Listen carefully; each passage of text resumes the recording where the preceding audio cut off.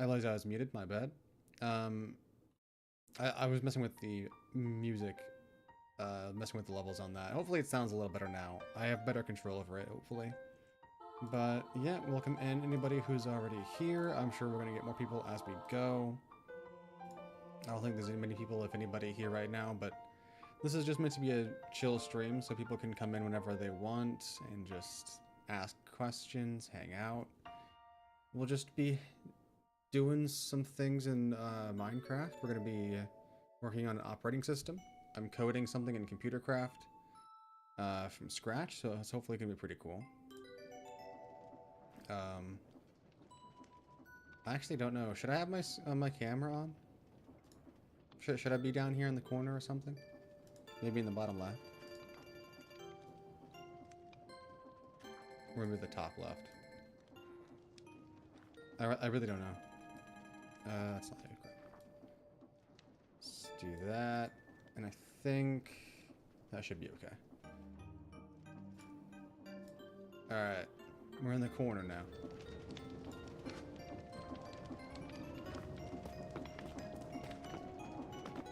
Okay, so you'll have to tell me how the audio and everything sounds, because I've not tested it out fully yet. But I'll wait till we get a good handful of people coming in before I answer any questions about my health and stuff. So we're just going to hang out, probably start planning out the OS. And if people come in, they come in. It doesn't really matter too much. Oh, I caught a package. Alright, so this is the create OS file. I'm importing the expect module that comes from ComputerCraft. For those of you, I guess let's add some context for people who don't know. I'm making an operating system using ComputerCraft in Minecraft. ComputerCraft, let's go to a computer that isn't fully set up. Let's go to this one. Oh, my mouse. You can see my mouse, but I can't. Oh, you can't see my screen at all. Oh, interesting. So whenever... Okay. Well, let's just do it this way then. That must be a weird bug. But in a computer like this... Oh, you could see it updating. I just couldn't see it on my screen. Like, could you actually see the game? Because I wasn't showing that it was updating. It should be updated now. Okay, so now, so ComputerCraft is just a mod that adds these computers, that add these terminals. We've had different versions. This is a very old mod. It's been around since like 10 years ago. So we can do all the basic stuff you can on like a... You can see your game in your code window. Well, there shouldn't be like a code window. It should just be like the game and then the screen here. I think this is what you're talking about though. But ComputerCraft, really simple computers. It has basically Linux kind of commands, I guess you can maybe think about it. It's the same sort of terminal commands you would expect. So it's got like cd to change directory, ls to list, cp to copy, or cd to copy to directory, I think. I don't remember everything. Or no, that's CD was change directory. Yeah. Yeah. Yeah, the yellow box. Yeah. This is the ComputerCraft terminal. So if I do ls in this computer, we can see we have a few different folders. We have my disk, which has a game called Blackjack. We have 2 monitors hooked up to this computer. We have a disk drive, and we have a speaker. If I type in the custom command of peripherals that comes with ComputerCraft, it gives me a list of all the peripherals that I have on this computer. So I can see that on the bottom is my speaker, top has a monitor, to the right is a drive, and to the left is another monitor. So we have 2 different monitors, a speaker, and a drive, all separated out in the peripherals. So when we run GoldCube, which GoldCube is, I guess, a game system that this guy made. I found this on a forum for ComputerCraft. But if I go into GoldCube and start the GC start, it brings you into a game. Well, it brings you into the main window for the game. Not necessarily the full game. Let's lower the music a little bit. How's my volume? Is it too quiet, by the way? Maybe I need to increase it. I honestly probably do. You're good. I'm gonna increase it a tiny bit because I feel like it's a little bit quiet. I'm just gonna go up by 1 whole dB because I'm not quite in the yellow, which is concerning. But we can see it detected that I have a game disc of Blackjack, which I also got from the forums, and it just tells me that I have all the peripherals. I can swap palette with this, and it just gives me all the colors and the hashing that is available, because you can do some pretty interesting stuff with text overlays. But then we also can click this. For some reason that brings you into like plugins. I don't know why it does, but it does. We also can see more system info. There's a lot of stuff here. They add sound effects for everything, which is honestly really cool. They just use the in-game sound effects. So I'm definitely going to take that idea probably and use it a bit.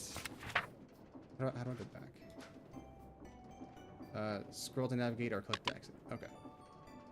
So if we play game disc in this case, we can play Blackjack by loading up a new game, and then it brings up on the monitors, so we can right-click the monitors and interact with them to do stuff. This one you can't interact with. He doesn't have any things you can do up here, but that's fine. If we come down here and like click the rules, it will start to tell us the rules, and this is actually very slow, so we'll be here for a minute. I'm just going to hold down my right-click button so it speeds through the rules faster. There's no way to make this any faster, to my knowledge. This is as fast as it goes. But it's explaining the rules of Blackjack. If you don't know the rules, slow down the video or the stream.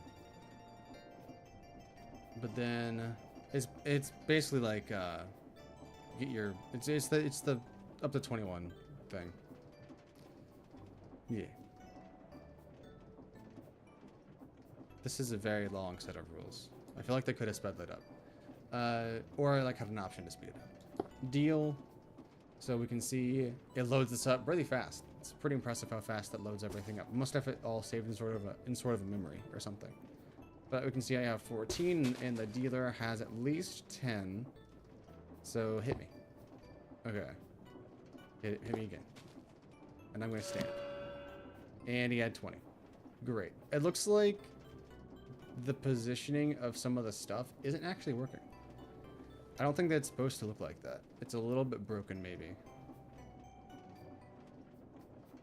Oh well. It's a slightly older thing. Are you on a server? Yeah, this is just a server by myself. There's no one else here. I have a server to run this so that it's not super heavy on my computer. Because the create mod is very, very CPU intensive, and it also eats through your GPU quite a bit. So I have, yeah, like every moving part generates lag, so it needs to be on a server, or else we're going to be constantly having lag issues. And I've also made a Steam engine to make all these big moving parts a lot less. So like these used to be big moving windmills, and used to have all sorts of water wheels, which they still run, I guess, but all that used to be running and all that, and it used to really lag out the area, and it's a little bit better now. We can close that, and it just brings you back into here, and then to end this, you have to actually kill the program, which I usually just use the keybind for, Control-T. Actually, I think if you press any key, it gets you out of it.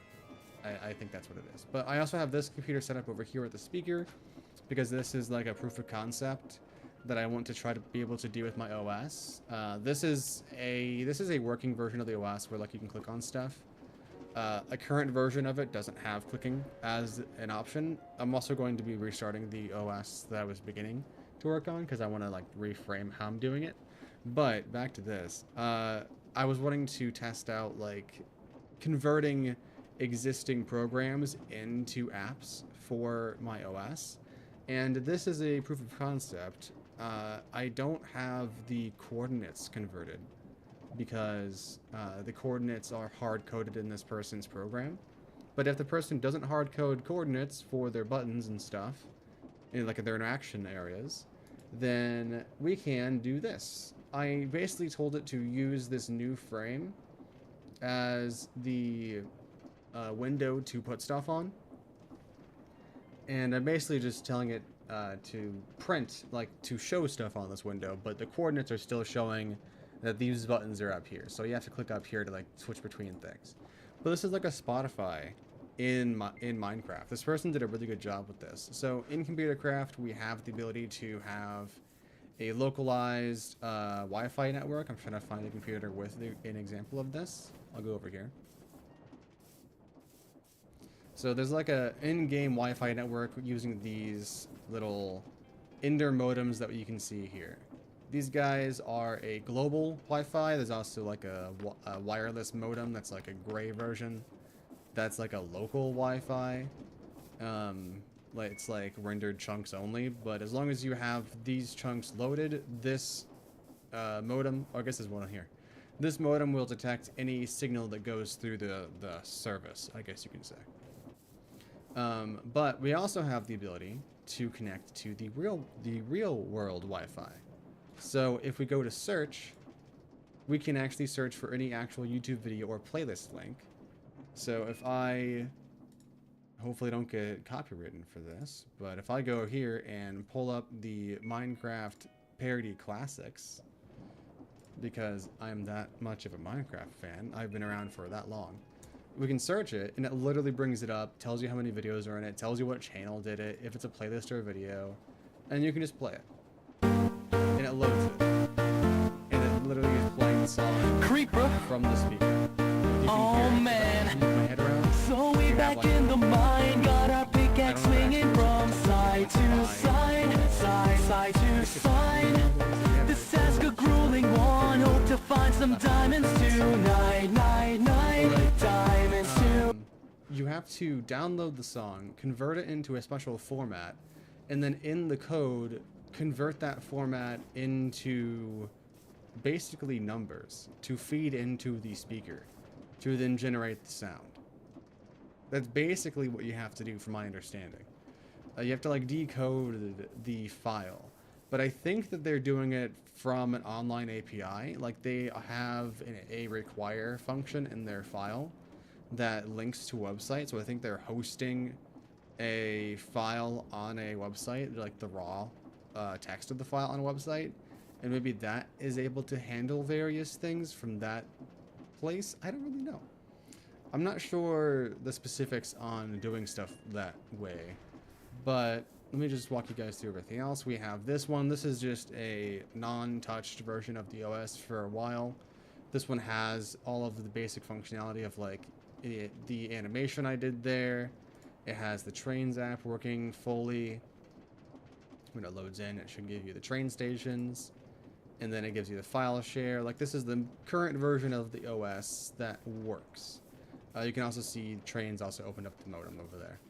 And this one is the same thing. We can see it is ticking, but this is on a monitor as like a proof of concept test. This is a temp issue that I'm working through, but you can right click the screen on the icons and it actually brings things up. Or you can bring out the wireless keyboard I have for this and also click on it with the other options as well.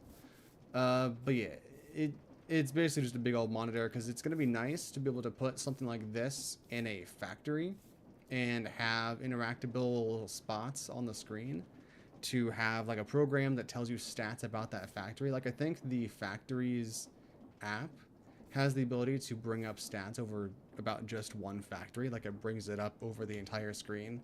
So when I'm at a factory, I can just get a PC whenever it's done, load up the OS onto the PC, and then I can tell the OS, hey, on startup, always run the factories app and always load into this factory. So I'll be able to tell my startup app and the factories app that, because I'll be able to code that into the OS to allow that to happen. So I'm going to basically add the ability to load into any stage of your UI that you want, and the ability to load into any app or program that you want on startup, so that you're able to instantly load into an app, display everything you want, and it is all still there on every single instance of your loading. Because if you close the server and reopen the server, like shut it down and turn it back on basically, or if you unload the chunks and reload the chunks, all of your computers turn off and turn back on. So if you have a turtle that has a certain program up, and like if you go into the trains app, and then if I were to have these chunks completely deload and completely reload, this trains app would be closed and I would just be on the OS, because this startup program on this computer, because all computers can do a startup program that basically says, hey, run this set of commands, run these functions. And I currently have the function set up to run these two programs at the same time. This is a test of this peripheral. This is just from another mod. This person added like these actual like 3D rendering monitors, and they're pretty cool with like GPUs and stuff. It's kind of complicated, and I might get into it eventually, but since it doesn't base computer craft, I'm not that interested in it. To be fair, I've also used non-computer craft stuff over there too for my other stuff, but the monitor itself doesn't seem the most necessary because we have these, which can actually do more than I originally thought. These can do quite a lot. And the art that I'm doing on these is actually pretty basic compared to what you can actually end up doing. I didn't know this. This is pretty cool. Oh, I'm in a hole. But I might have missed something I was going to say. But yeah, I'll be able to set it up to where like you can load into any program at any stage. Like activate any button, click in any order. So you'll be able to like code your own startup programs for your apps. So you'll be able to like code a startup folder in your program folder. Yeah, actually, let me walk you through the layout of the folder system. I don't have a proper file explorer to show you guys a visual of it, but I do have the ability to show it to you on here, so I can list stuff. So this is what a basic operating system will look like when you load into it. We're going to have the OS folder. We're going to have the ROM folder, which comes on all computers. And then we'll have an images folder. The disk folder comes from the drive. And then the documents folder, a downloads folder, and a programs folder. The programs folder will actually store all of the user programs that they have downloaded or any that come pre-installed. So we have About PC may actually move. I don't know why it's in here, but it's gonna... Oh no, I shouldn't look at this computer, I don't think. Let me go to the disk, and I'll look at the disk, because the disk would be the most up-to-date. So if we look at the disk, this is the install disk for the OS. This install.lua is the function you run whenever you actually do the installation. Startup basically just runs install.lua because it has like the graphical interface and stuff that I made. But if we go into install OS and do ls, we'll see we have all the same programs or all the same folders we saw up there, except for the ROM folder, because like I said, that's on all the computers. So we don't have install, because install doesn't need to be on this folder, just in the main folder. And we don't have these two, because these two are just test files for this computer. But if we go into our programs folder and ls, we'll see this is the programs that are planned to be packaged into all PCs. I'm going to give the user an option to actually install them. But these are all the ones that are going to come pre-installed if you choose to. We're going to have a browser, which is going to not actually connect to the real-world browser. That'd be a lot of work. It's going to have the ability to have a host browser computer, and it's going to basically just host a bunch of websites that people can make using the same API system. And then we can bring in file share, which is what we've been looking at since the beginning. It's just how we're going to send files back and forth between computers. Fusing edit is my Fusion clone, I guess. It's going to be really simple. It's going to basically be how you make animations for the OS, because you're going to be able to do pixel art with the special icons that you can do for that. Because you can, let me pull it up. You can do some pretty cool stuff with what you have available. Since we have, give me a second. Ignore my mess of a downloads folder. We have this character sheet. We can load in any of these characters, or like copy and paste any of these characters into text, and it will actually display as like smaller boxes in this case. So we have all these different icons and these different things. So mentioned this on my Discord, but I deleted them. I deleted the messages because I was so much in imposter syndrome when I wrote them that it was like a crash out. But I found this other operating system that is so good, and that originally made me really fearful that I just wasn't good enough, and I was really bad at everything. But why did my music stop, by the way? Did anybody else notice that my music just stopped? It says it's playing, it just isn't playing. There we go. Okay. You know what? My brain. Why did I distract myself? What was I saying? Do you know what I was saying? I meant to rewatch the stream. Shoot. Oh yes, I was gonna show you guys the operating system. So I got so distracted by the fact that I looked down at my stream deck and it didn't show music playing. And then I realized I didn't hear music playing. Anyway, ADHD distractions aside, I found this operating system that gave me serious doubt that I was good at anything. But thinking about it, I think it's okay. I'm not too concerned about it. It's really cool. And what this person made is super impressive. It's not perfect, obviously. It doesn't want to update my screen size. Come on, what are you doing? Maybe I did it at a wrong time. There we go. I guess I wasn't checking for screen changes then. But yeah, like it has these really nice icons, but this is using the same, like this screen size. Like let's make this the exact same size roughly, to like get a good comparison. So like you can see these icons, like all this text and everything is way smaller than my PCs. Like if we look at my icons are full pixels. These guys are taking up the full space that text does. But if we look at theirs, and we even like match the inside of the monitor screen, we can see how different it actually is. I don't know why it doesn't want to go down any further than that, but we can see, I think the text size is technically the same. So this is like 2 pixels right here, I think. No, it's only 1. Maybe I don't understand things more than I thought. I'm gonna have to take a look at that because I'm really confused why that's the case. Why is there 2 text here when this is the size of 1? No, it has to be 2 because this has space here. Sorry, I'm confused because these, like this is an L and it is, well, maybe it is a little lengthened because there isn't an L that looks like that exactly. Yeah, let's make this smaller so we can maybe see them at the same time. So this L right here, the left aligned L doesn't seem to actually exist. So they did make that with a too high pixel space. Okay. So this is 2 pixels of height versus the 1 pixel of height I have here. So this isn't an accurate actual screen resolution to my monitor size, but these icons are still way smaller.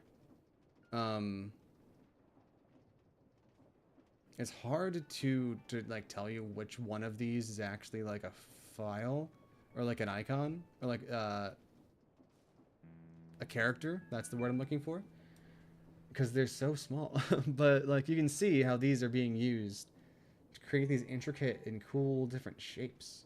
So I want to build an editor that lets you grab any of these icons from this list and put them anywhere on the screen, kind of like the built-in Paint program.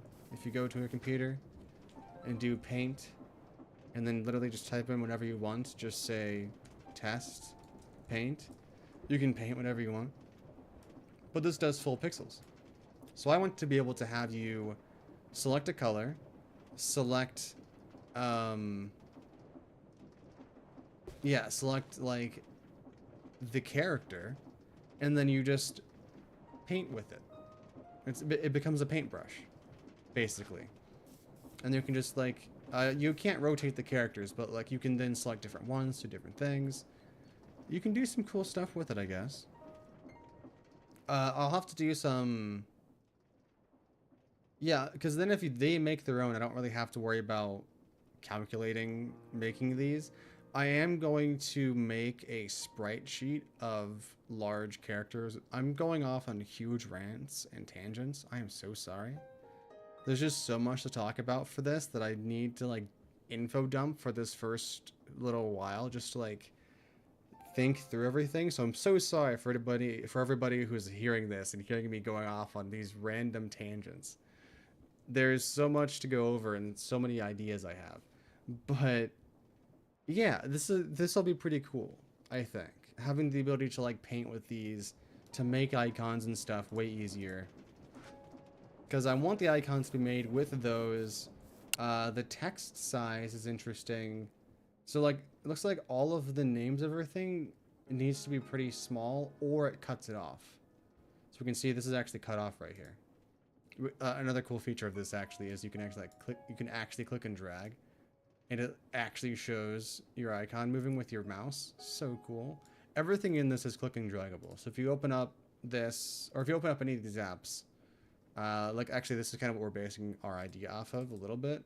This is a somewhat advanced sprite animator.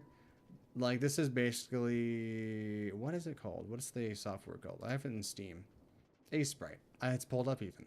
It's basically Aseprite, but someone remade it. It's really, really well done.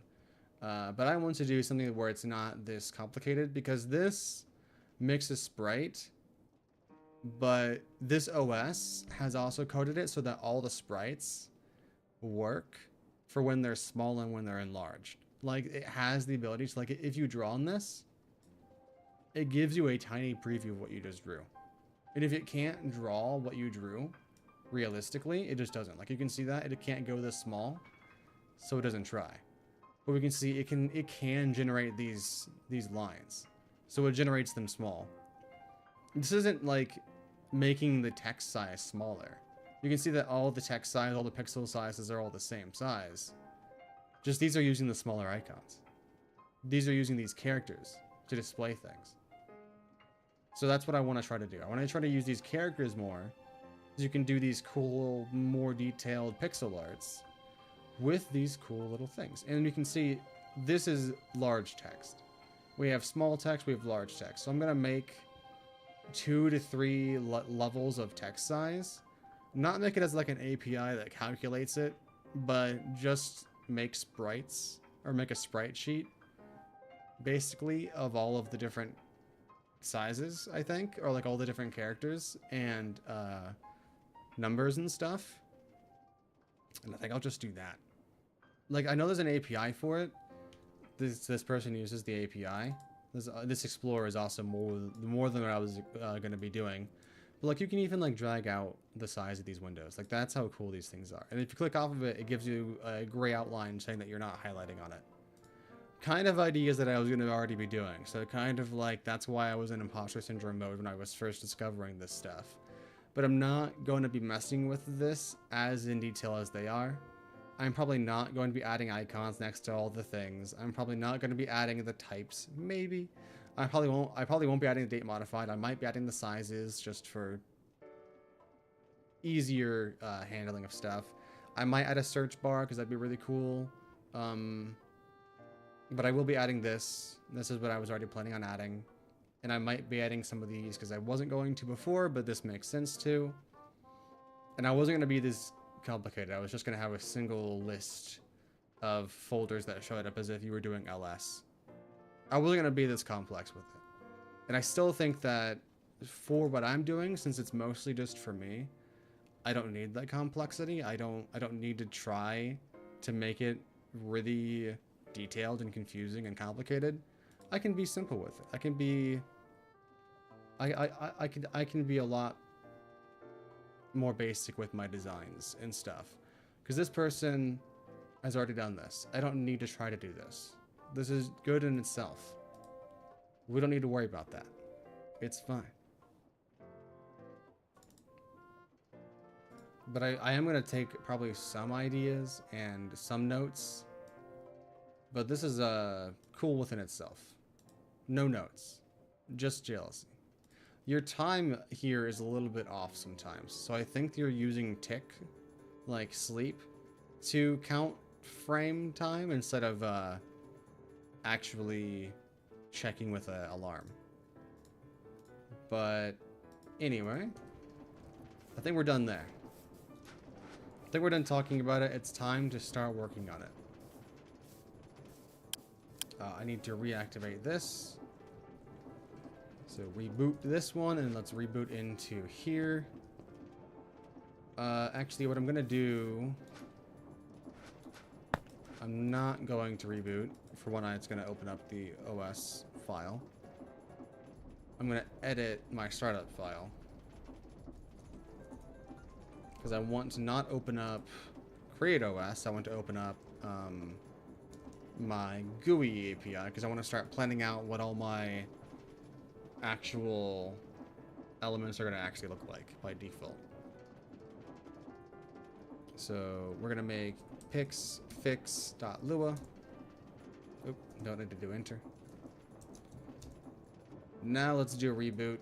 So the reboot right here is going to reboot. It detects the monitors, and then it waits for me to put in the disk, and then it loads up what I want on the monitor. The reason why I have that is because if I rebooted with that disk in there, it would load into the disk startup, not the computer startup. So that's why I wait for it. But now we can actually start editing it. So I need to get expect, which is require quotes cc dot expect, I think, and then dot expect. I am pretty sure. Let me take a look at it off to the side here. I'm pulling up the I'm pulling up the file on the computer or on the server, so I can get a double check as to the actual right way to write this. So OS, APIs, and Pixfix, and then let's go into Create OS to double check us. Yeah, I think that's right. Alright, and then, oops. Let's see. Oh, hold on. Let me go, oh, jeez. Let me go back to my YouTube so I can actually see it. Hello, Henry. Hello. I was away from YouTube for a second. I couldn't see your messages coming in. So right now we're planning out the, I think the idea for like the GUI system, like what each of the different elements are going to look like and be. So let's get lists of all the elements we want.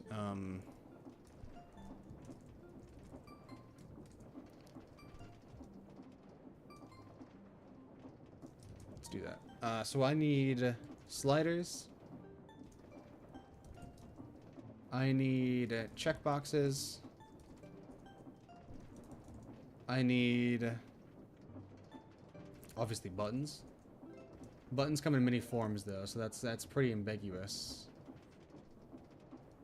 Let's do that, I guess. So buttons come in, like, buttons are just clickables, I guess. The buttons aren't necessarily, I know buttons have padding around it. Yeah, now buttons have a different way to interact with things. Okay. Yeah, it's fine.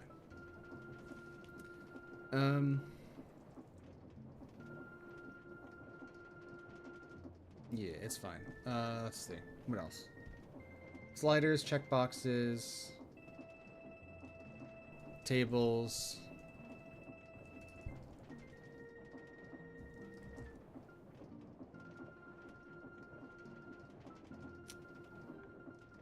Drop downs.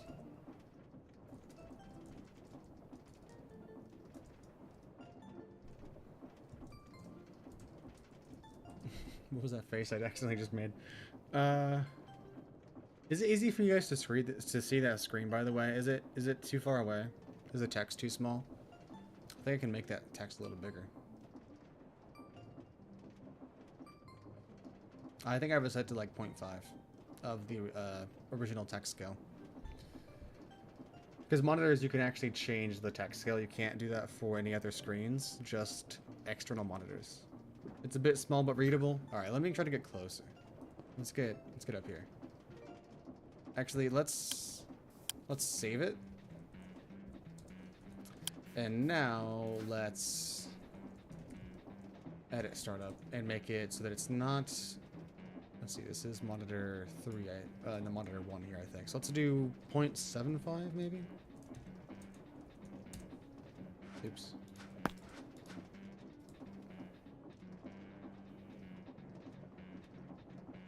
Okay, and then put the disk in, and now... Well, it didn't change much, did it? Let's see if 1 does any change.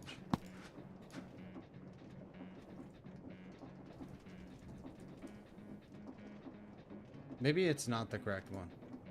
Let's set them all to 7.5.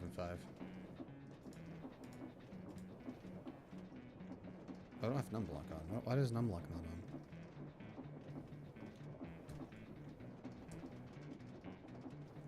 Oh, maybe it was. I don't know what happened. That was weird. I clicked the 7, which is also home, and it went down to there. I don't know what happened. It wouldn't have been home, though, so I don't know why it did that. Okay, let's put you in here. It's not making it much bigger, is it?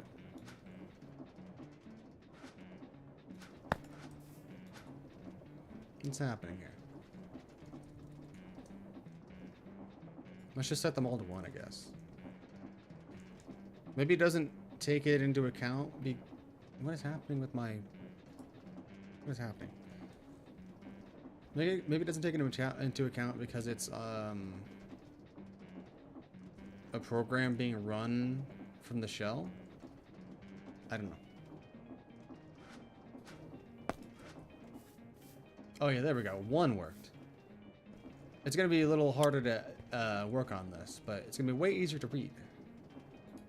I don't know why 7.5 and 0.5 were no different, but maybe it's a bug. Okay, so these are all the GUI elements that I plan on adding. A slider, checkbox, button, tables, drop downs.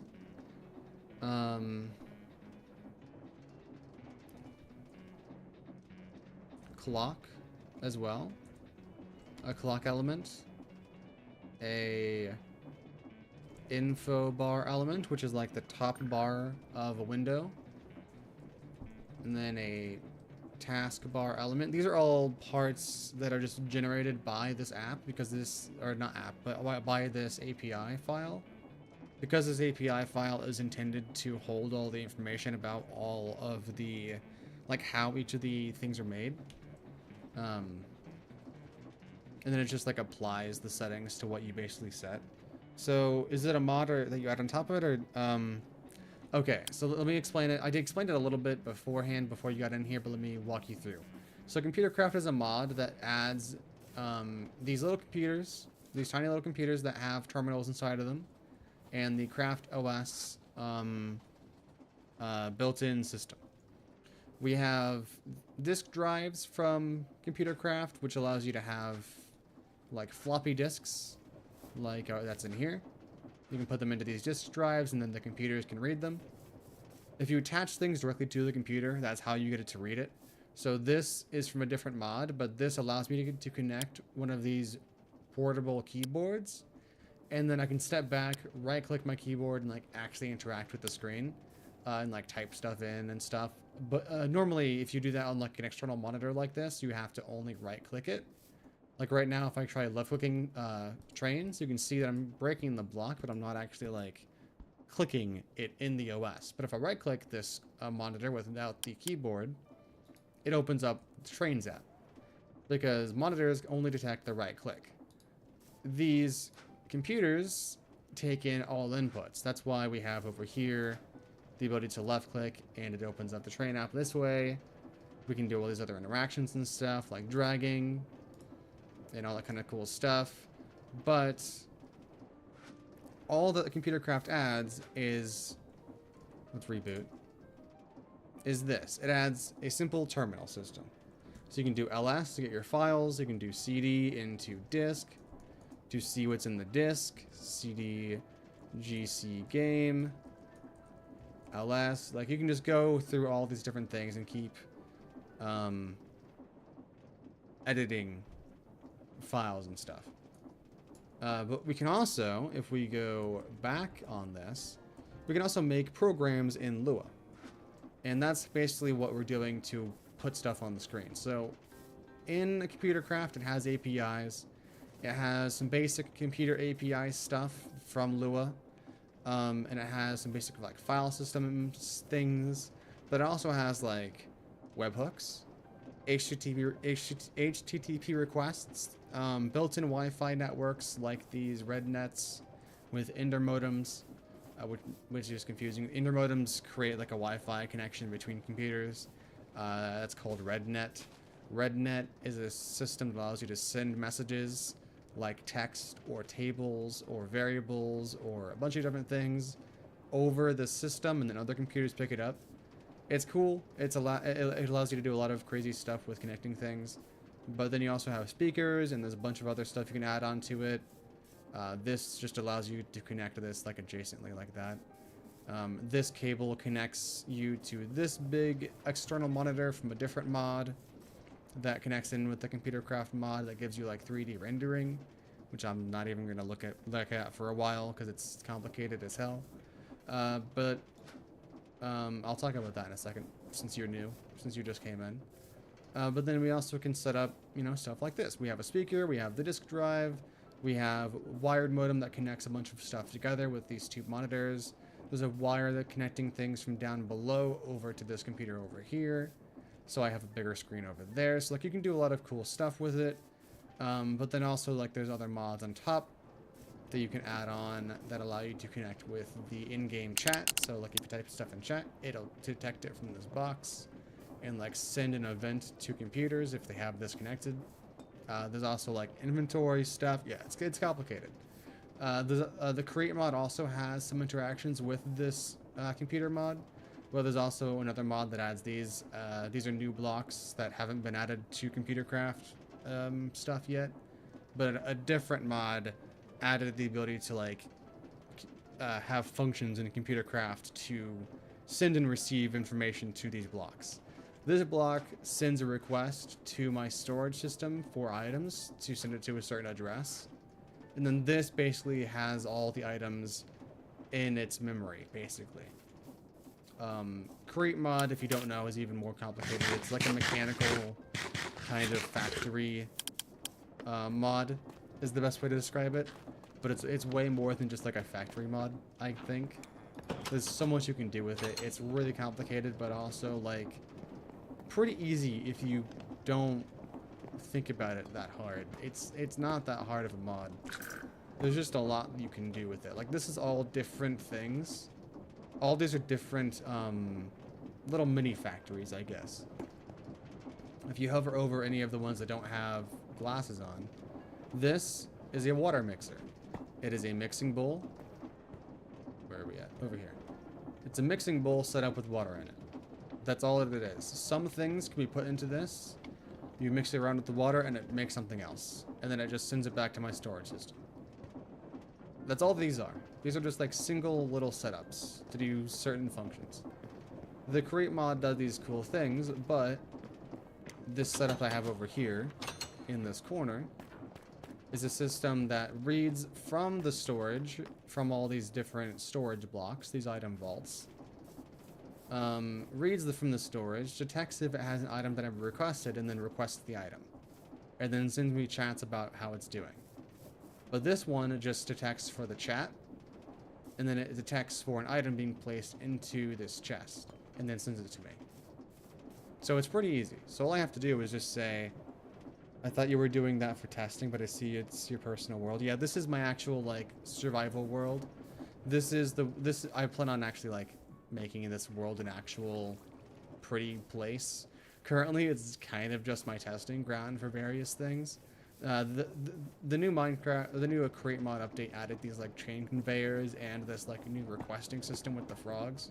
So this has kind of been my testing ground for that. And then I've been adding on other mods periodically to like add to the complexity of what I can do and like try different things. And then I came across Computer Craft, and now I'm obsessed with it because you can do so much with it. But yeah, I can send a message in chat saying, send me 4 short create, since it's the create mod, colon, create is like the mod or wherever that's coming from. And then this is the same idea of like the node ID and then control ID in coding for Lua and Fusion.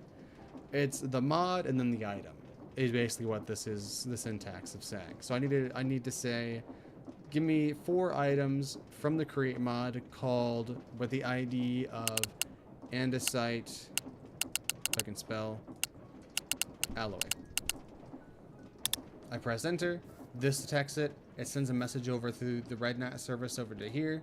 This detects it over here. And then it waits for update storage to finish registering all of the items currently in storage, because it does that every like few ticks. So it waits for that to finish doing its thing. I'm going to make that an actual async function. Not async, but a coroutine in the future. I plan on adding coroutines to all my OS systems soon. But once it finishes checking the storage, it actually checks the files, or checks the actual list, and then it looks for the item. And since I did not spell the item correctly, it did not find any of it. It does not give me an error, it just says that it doesn't exist. So it doesn't try to send it to me. But if I actually look for the item name, andesite alloy, I look for it, and we can see, okay, well, there's 2 L's. Let's fix that. It waits for the storage again, and then it just sends it to me again. And it sends it directly to my inventory because the other mods blocks I have over there allow you to just connect a player directly to the inventory manager block sitting over here. Like, I have a memory card in here linked to me. So if there's an item in there and this pushes it into this memory or this block here, it just sends the item to me.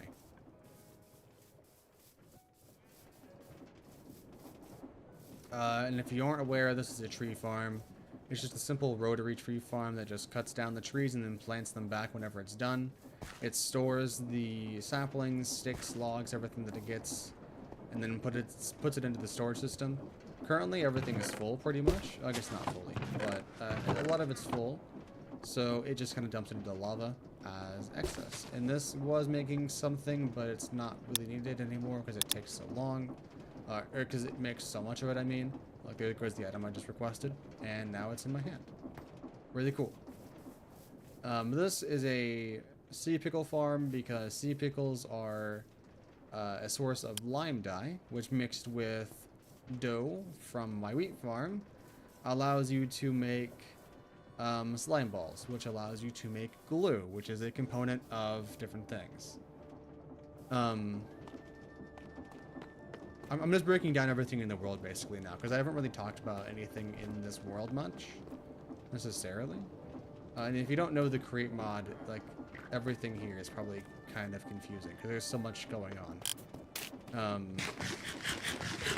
This main area, these 2 things are my trucks. This is why the glue is useful. Let me get a thing of glue out to show you what it looks like in the world. Let me get this out. So glue is just these entities that are in the world that basically, I guess this isn't needed to be here. That basically just connect blocks together.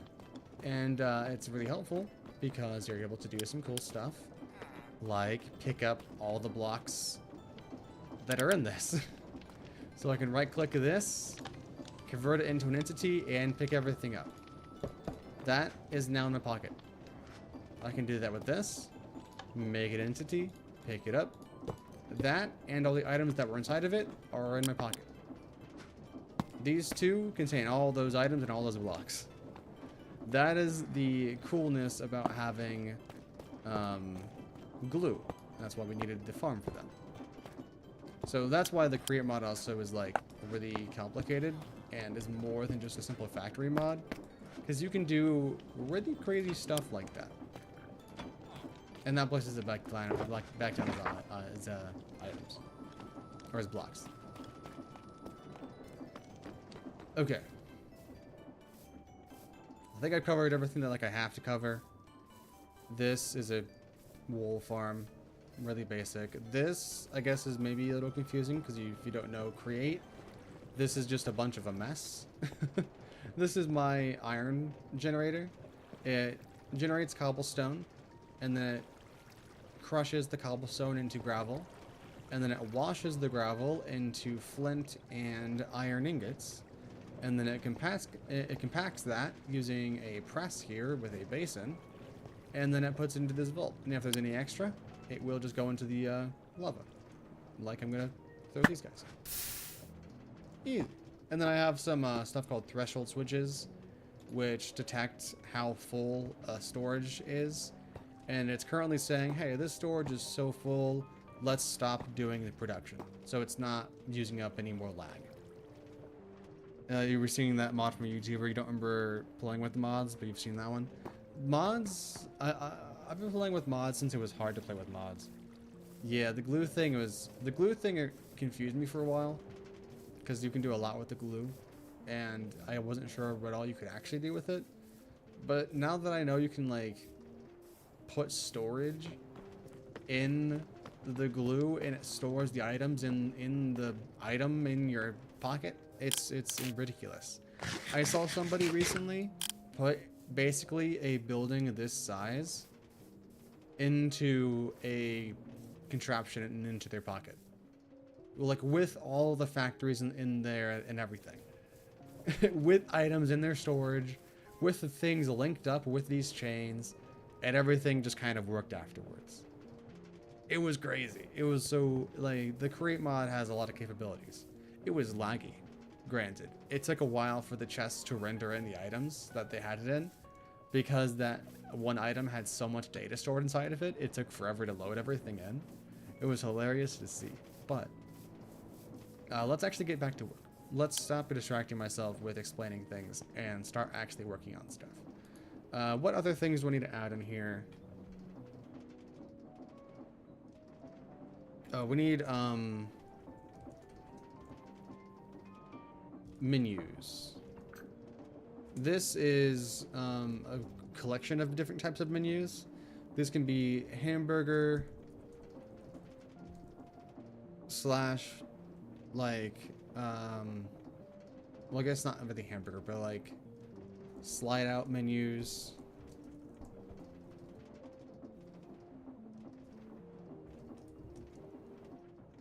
This would be like, this is basically like a pop-up more than a menu. No, I think menu works,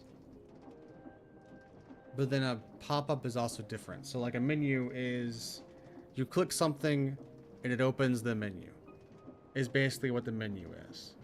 And then a pop-up is basically just an alert, I think. So pop-up slash alert slash message. Like this is what's gonna show up in like the middle of the screen maybe as like, hey, attention, radio buttons count. I could add that into checkboxes, like slash radio buttons. It's gonna be interesting to make that, but since they're linked controls, like it's all gonna be part of the same control build out. Like it's gonna be the same control basically, but just different labels for things, I guess. It's gonna be easy to like track them. I'm just trying to think about like the coding aspect, how hard it's gonna be to code, because I'm having to code a whole GUI system from not fully scratch, because I have like the ability to print pixels and shapes, not shapes, but like rectangles and different icons and stuff. So like I'm not doing it from scratch, I guess. But then I also want to do a toast. If you don't know what a toast is, in this instance it'd be like a message in the bottom right of the screen down here.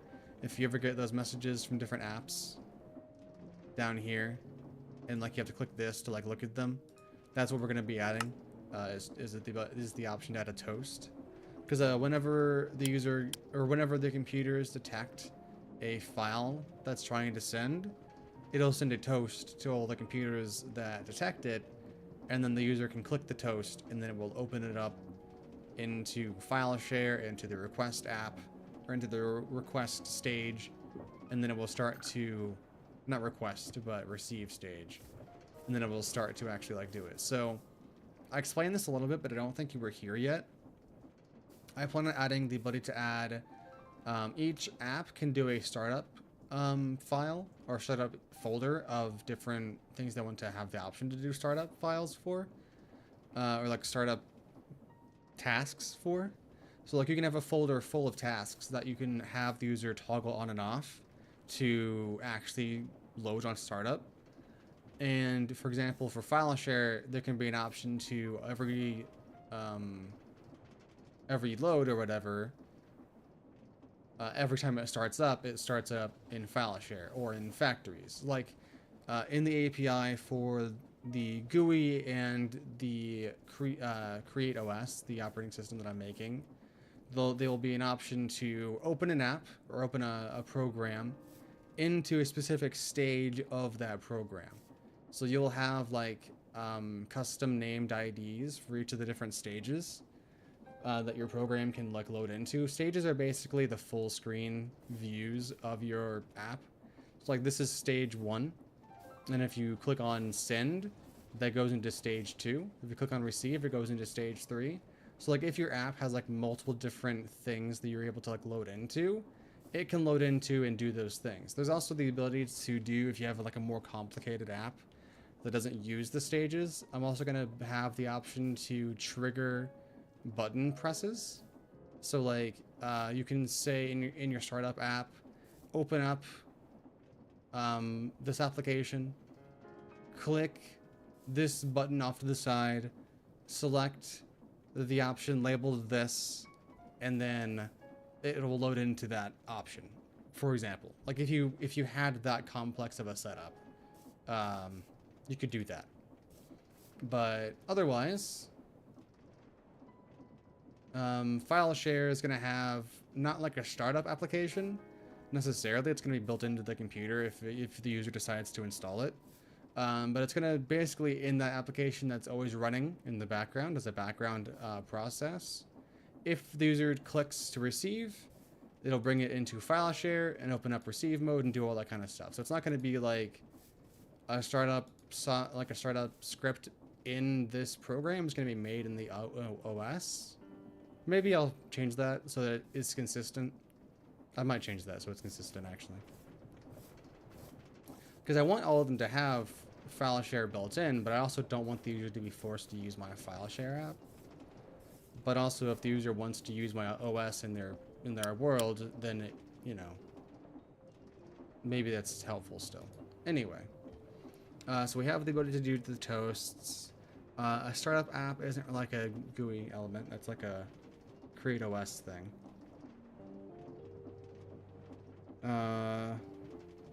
All of these are going to store functions and data about the elements. So when the user creates the GUI, let me actually bring up my idea here. So I didn't finish out writing out my new idea for the layout. Here, let me load this into VS Code actually. Let me make a new window here and load that into VS Code. Give me 1 second. Let's look at me for a second.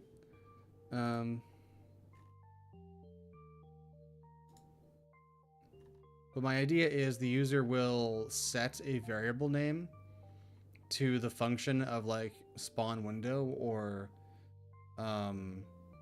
create window, whatever I want to call it. Open this in code just so we can get the syntax highlighting. So they're going to have an app variable that they create whenever they spawn the window. And I think if the user doesn't have the load file, like the file to load, the index.gui or whatever it's called in the end, oh, I don't know why there's not a second one of those there. I think they'll have to do this beginning part because this creates the actual like window information, but then they'll be able to pass in the file. I don't know. I'll figure out the details of that later. But they're able to specify, okay, I want to, oh, I need to add text. Duh. Yeah, let's add text at the top. I need to add basic text and basic shapes.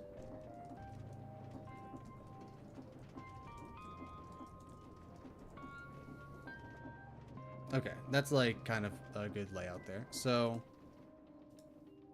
there's going to be the ability to create just text, and you'll also be able to make it large text, which I'm going to have that in in an assets file. You may not have been here, so let me explain it a little bit here as well. You're able to do these smaller little characters of these little square shapes and stuff, and also like these little hashes and the little icons and like little things. So you can do some cool stuff with the layout and styles of your UI. So I want to do like a large text style sheet basically, and it basically just looks for, it basically creates these in a style sheet.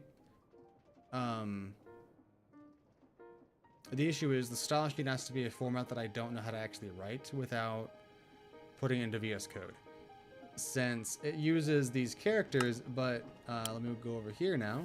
We're doing a lot of different walking around. In here, I actually saw menu.nft. If we open it up as an edit, not as a paint image, so if we do CD again, GC or CD disk and then GC game. And if we do edit menu.nft, it is this. This tells, this can be loaded in as an image using some of the API functionality. But each of these basically says foreground, background. I want the foreground to be white. I want the background to be whatever E is. And then I want, that's also a color, I think. And then the heart is what gets placed down. Like, here, let's even open up Blackjack and look at the menu that it loads into. Gold cube and then G start. So if we play the game disc with Blackjack in there, this is the loading screen. This is the screen that it loaded into. This is that same file that we just saw in the edit program. We can see foreground is white, background was this other color, text is this red color. It's so interesting that you can do that. The question is, how did you write that? Because I don't know.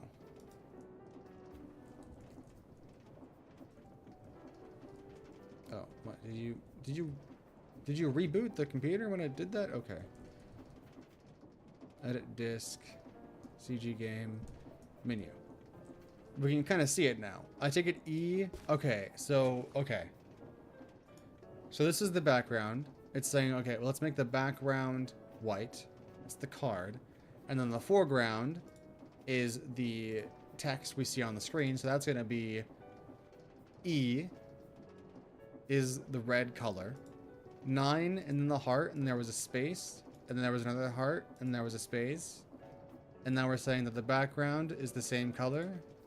Foreground is that, so then there's a space. So I want to know, is there an editor? Yes. These are like, I think they're called Blit in the terminology of the APIs. It's just like a conversion of their very limited color system, which you can change the palettes for. So like you can actually change it to real world hex colors or an RGB values. Besides their just built-in colors, like these muted colors that they have here. You can set your own palette for these. And by doing that, it makes interesting results, to say the least. You have to set it for every window, which window Window is kind of what you would expect it to be. Window is its own separate box inside of the terminal that you can direct printing stuff to, I guess is a way to look at it. But yes. To make the sprite sheet, I basically need to make a file full of a bunch of this, and then just say what parts of the file we need to look at. Or make a folder of files that look like this, that are just a bunch of enlarged text. Because I'm going to need to set... Well, the thing is, I need to set the background to not really have a color. Maybe this is why there was an API for this. Maybe I should just use the API to begin with, for enlarged text. Anyway, I'm going to look at that later. I'm going to think about doing the sprites and everything for that later. It's going to be a big issue. It's going to be pretty complicated. Now for this, though, what else may we need?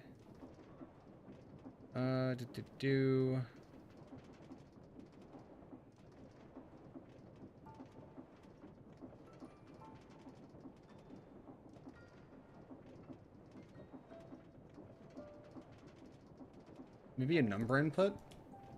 I say specifically number. It does seem like an array. You are correct. The file does seem like it's written like an array. Like it's definitely written from like left to right. This is how it's printing onto the screen. My question is, do you have to write this out yourself and just like guess and check? Or has someone already made a program that can generate these with like some work? Like obviously you'd have to like put the stuff onto the screen yourself, but couldn't it like generate an image from that? Or am I gonna have to make that myself, which I totally kind of want to. What's up, Shark? How's it going? Just talking about various things. This is an actual image file in the program, by the way. This is an image file in the yeah. But we were talking about different GUI elements, and we got talking about making sprites, because you can make sprites using these smaller characters, like these smaller boxes and these other little like icon stuff, and like arrows and all that. So you can do some pretty interesting shapes and things with the different elements on here. So I'm gonna be doing some like, I might make an API that does things like that. I don't really know. Something else actually for this, we need to add a frame. The frame can be added to anything, but it's important to note that a frame is an option. It's basically just going to put a border using these small pixels around the window or whatever element that you're telling it to add a frame to. So like you can add a frame to a text box and it just looks at the frame out, like the pixel outside of where you're currently at, the size of the text box, just adds a frame onto it. So it will interfere with some gaps, but it since I'm making my UI system and the same idea of like, hey, float this to the left and add like a padding between them, basically, is basically what I'm doing. I'm not having the user specify pixel locations for things unless they need to or want to. Like you have the option to add X and Y into any of these when you create them. But if you just tell it, hey, align to the left and align to the top, it's going to see, hey, is anything else in this group that's aligning the same way? If there is, then just like add a space between them and set them side by side in the orientation that the user imagines. Basically, it's not going to be pixel specific. So if there is a frame on it, it's going to take that into account, and it's probably going to like make it maybe pixels smaller to account for anything else next to it or something. It's basically going to take that into account when it's setting the size and setting the position and where it goes. I'm saying a lot of the same thing over and over again now. We're going to have the ability to add text, which has the option to do background color and text color. Shapes can do background color, and obviously like the width and height of the shape, what kind of shape it wants to be. it's going to be a triangle, if it's going to be a circle. And I will have to make this API generate different shapes with those different pixels that I showed off. There's going to be the option to do a slider in different kind of styles. And you can kind of specify the style if you want to. I'll find a way to like do that. I think I'm going to have... Okay, let me also break down my idea on like how the user's going to write these programs that generate the UIs. So there is going to be like a file that they're going to store the table in, and that's going to basically send to the CreateOS API how the window needs to be drawn, which is why we need these functions to connect with the Pixfix API file that will take in your information about whichever thing you want to create, and then it will basically convert what you wrote here into a table to send into the spawn window function. And this table is going to store the details about the actual element that you want to create. So if it's an options menu, it's going to create the text element. It's going to tell it how to write that. It's going to create the box the options go into, and then the text that the option belongs to. It's then going to store in a different function this one won't actually store the coordinates for things, so it will still just pass in like the functions and stuff if you hand it functions. It'll just handle that and just pass it in as regular. But then as this function is handling this table, as it's spawning the window, and it's not really spawning a window, it's kind of storing it in buffer until you tell it to run, which I don't have up here. Yeah, I don't have it in here, looks like.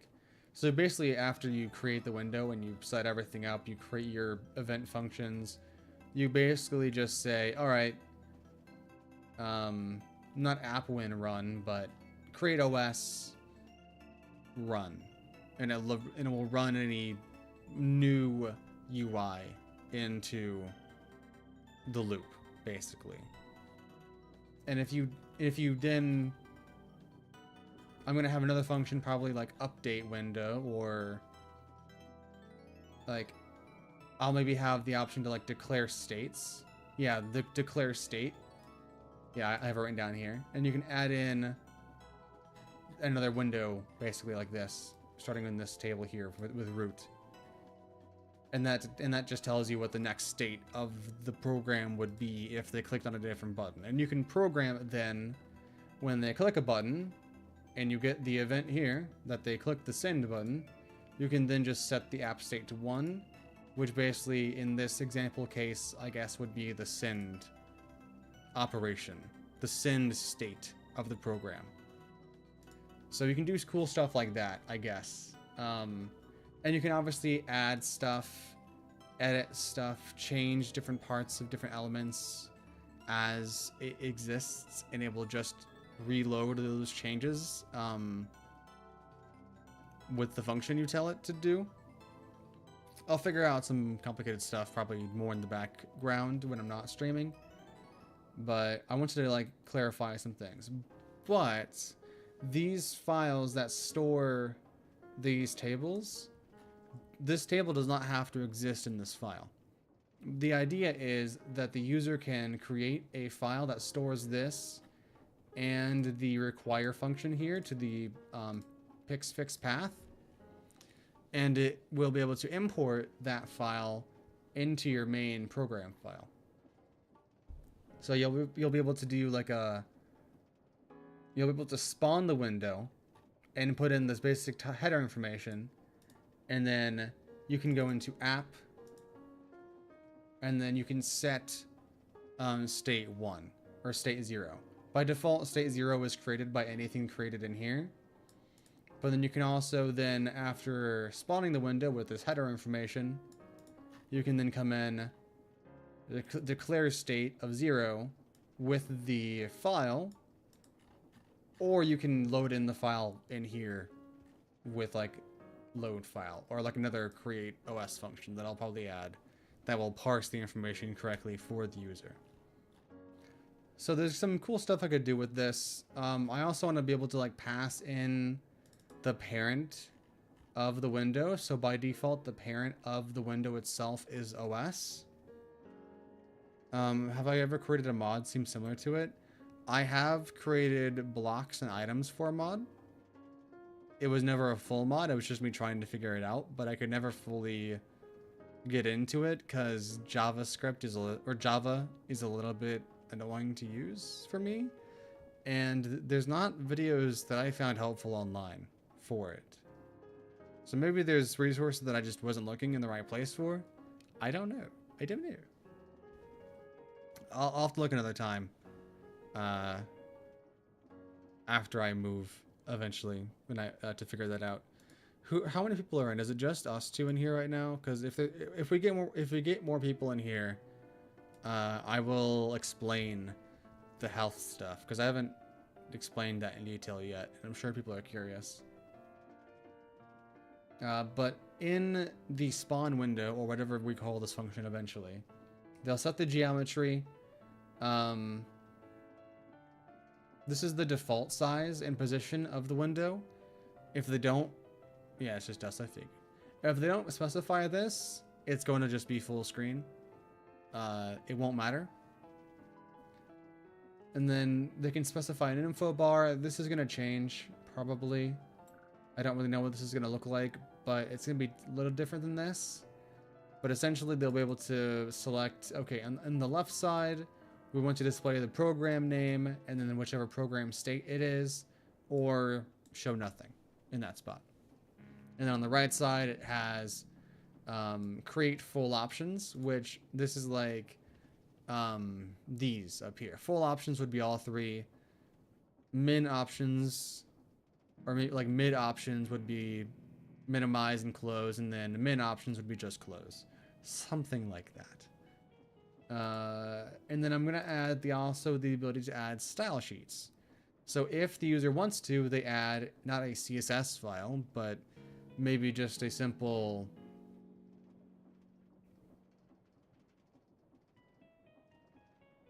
I actually don't have a good file name, extension name for it off the top of my head, but if they add a style sheet, called whatever we want to call it in the future, and they can specify things similar to how they do in CSS, where you can say, this is basically the style, the variable name of the style, and then you can do in a table format what styles do we want to set. So background color, text color, basically just those two. So you can do like background color and text color, but you can also set an on click and on drag, like all these different interaction type tags onto it, just like you can for CSS. So when the user will click it, it looks for the CSS file and it looks for the on click CSS section of the variable that you gave it. If that exists, then it uses that new color. If it doesn't exist, it uses the old color information you gave it before. So I think that's my idea for doing that, because that's going to make one file for all the styles, so they can have consistent styles all throughout. And I think I'll also link that to also be able to access like a global color sheet that exists for the OS. Like there's going to be a global colors file somewhere, or just stored internally in the OS that the user is able to access as a table. In the same way that you can right now. Like right now, you're able to just type in... Oh, I replaced them all with style. I think I have it maybe somewhere. Maybe not. Anyway, you can do colors dot and then the color name as like looking for the color, and it just gives you the number that the color is stored as inside of Computercraft. Oh yeah, and then window.height and then self. Yeah, so window.height would be the window itself that you're spawning. And then self in this case would be the options menu. So the options menu will have the text width auto-generated. Oh, no. Self in this case is the options itself. So how wide is the longest option basically in the list? And that's gonna what sets the width for that. So I want the ability to like pass in self, window, parent, all that kind of stuff. But I want it to be accessible from here. So I wonder if like I have to write it a certain way. I don't know. Maybe they have to access something first, or maybe like get it from Pixfix. I'm not sure. I'll have to figure something out to get the exact stuff for that, because I want the user to be able to like reference the window and the element itself that they're creating in the creation of the element, so it can use this information to create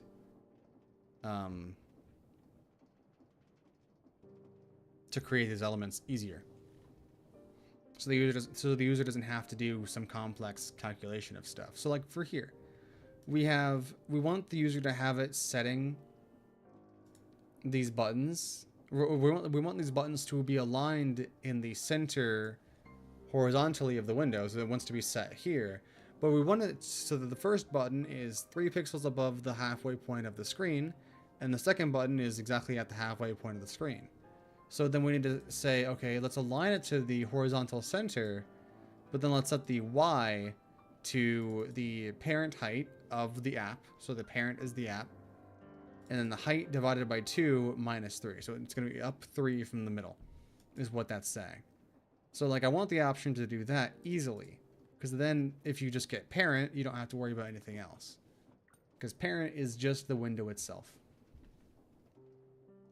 But I have to be able to like store that information and pass that back and forth from the apps easily.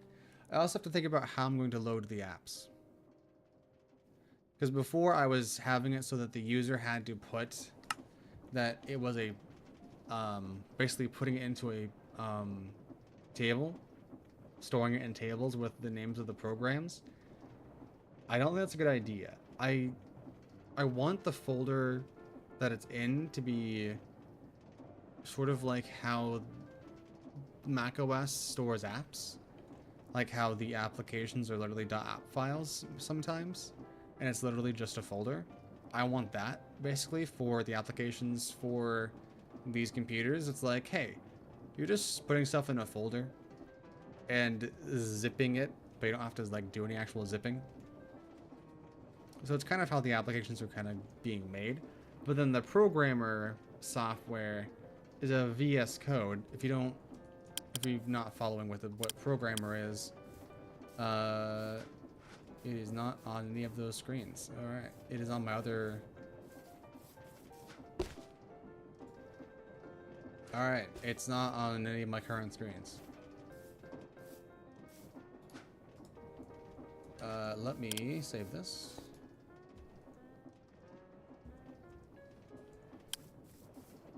And let me open up front end.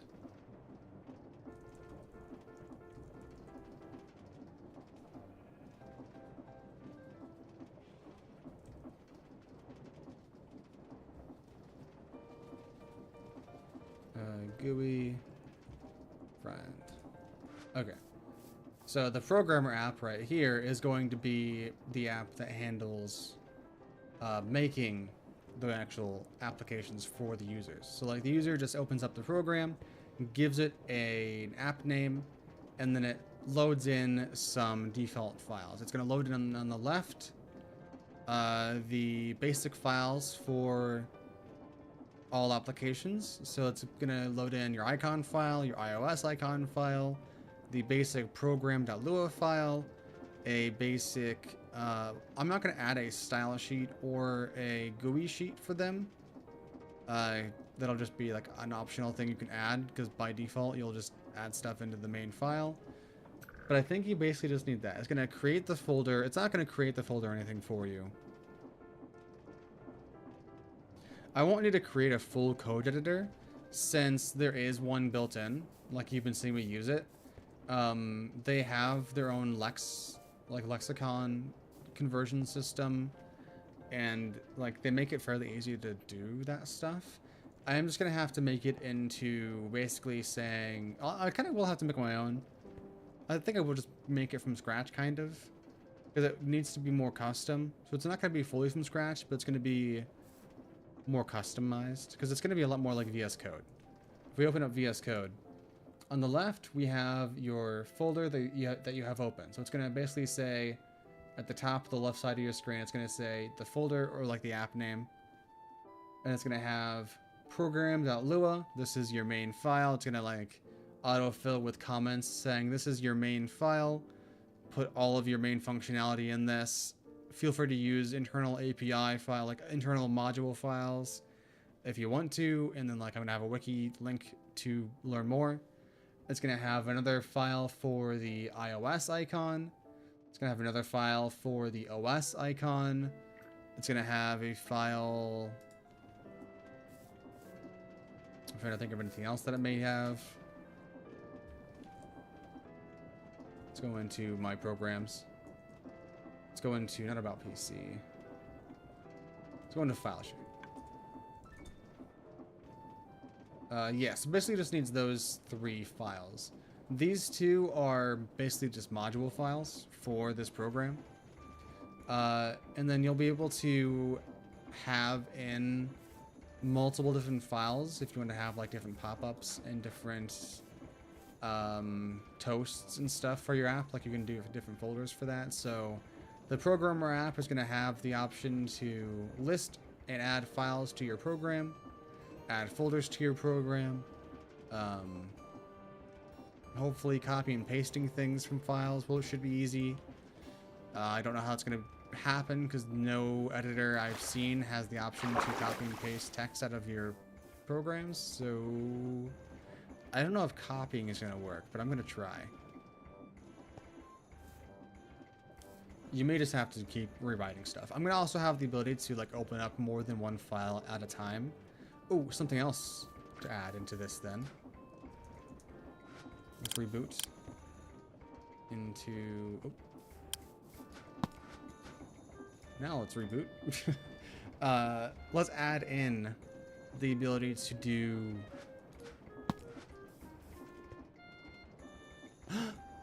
What the fuck? I saved it. You saw me save it. I lost so much text. What the fuck happened? What? What happened?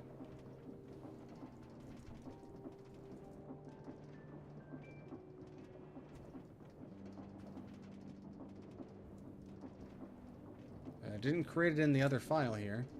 It just lost my data. I saved it though.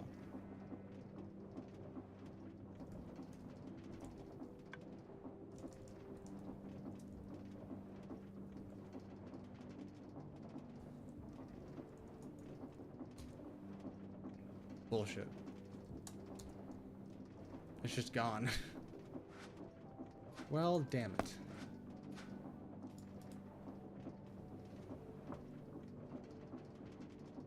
It is in the stream, so I can go back and look at it. Because I don't even know what I was going to say now. I don't even know what I was going to add into this now. Alright, let's go watch the stream real quick. Let's go back a little bit.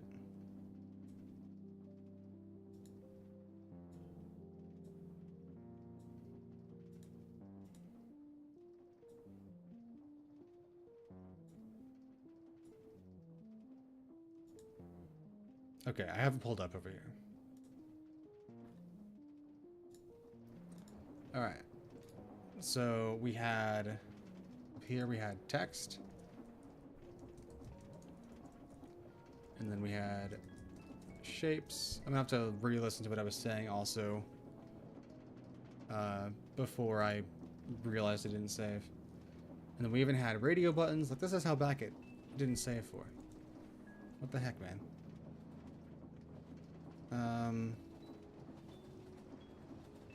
Tabs. I need to add tabs. So we need to add clock, info bar, taskbar, Menus.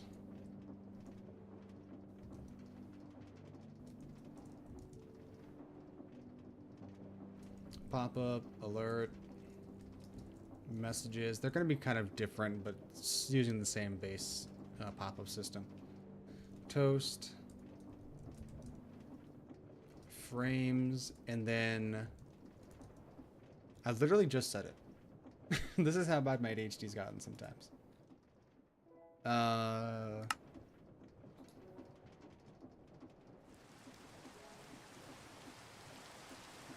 Tabs. Slash pages, I guess.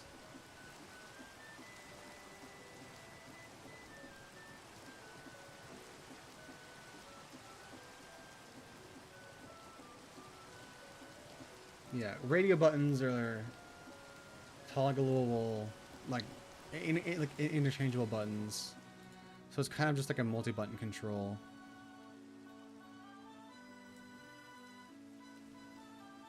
I'm trying to think of different things I would really need.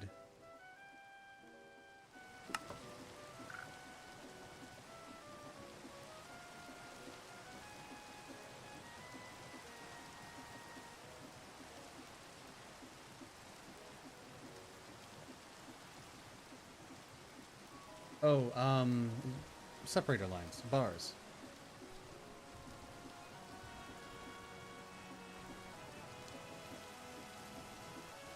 I don't think that's how you spell separators, but it's good enough for me. Because you can do the same kind of separation lines like you can with like those little pixels. So you can do some cool stuff with that. Like the other OS that I found.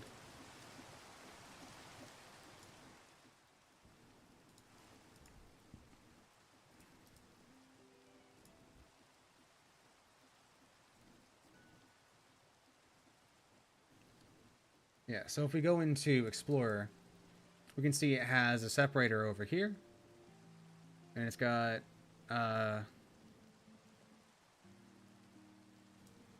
yeah, so that's a text box, that's a text box. These are buttons. These are just, drop-down lists. Just a different format.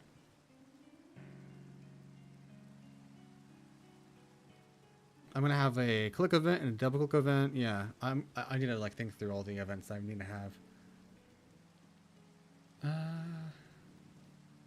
Yes, I don't think I have an actual text input in here. For some reason, I don't know if I didn't add that, but text input slash number input. The only difference is the number input has the ability to like scroll. And it will increase or decrease the number.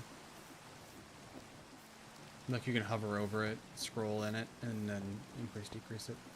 Yeah. Although, how do you detect where the mouse is during a scroll event? Can you? That's the weird thing about these events, is that they're not consistent. Does the scroll event give you... It gives you the coordinates. That's helpful. Okay. I thought it was just the direction of scrolling. Alright.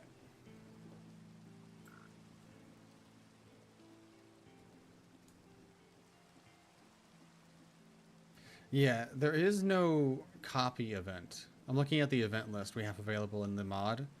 There's no event that captures when the user copies text, but it does detect it when you try to paste text. So I think I will have to handle the actual functionality of copying text out, which wouldn't be that difficult. Like realistically, it's because if I'm already getting where the user has a selection of text, I know what text the user has selected. Like if I'm able to find that text, get the text, redraw the text with a new background with like a highlighted color for the background, I know what text the user has selected at that point. So I would be able to put it The question is, I don't know if I can put it into like an external clipboard. Because I don't think I have access to your computer's clipboard. So it would have to be an internal clipboard for the OS, which would kind of be annoying for people, I'm sure. Let me see. Let me see if there's any module for it in like OS or something. Is there any way to set the clipboard? I doubt it. It'd be really cool if I could, though.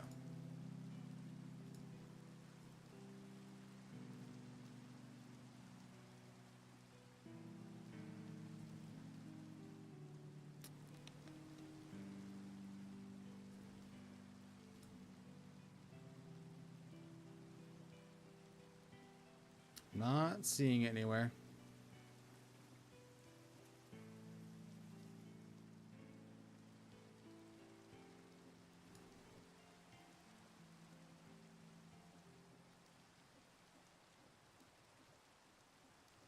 Yeah, I don't see it.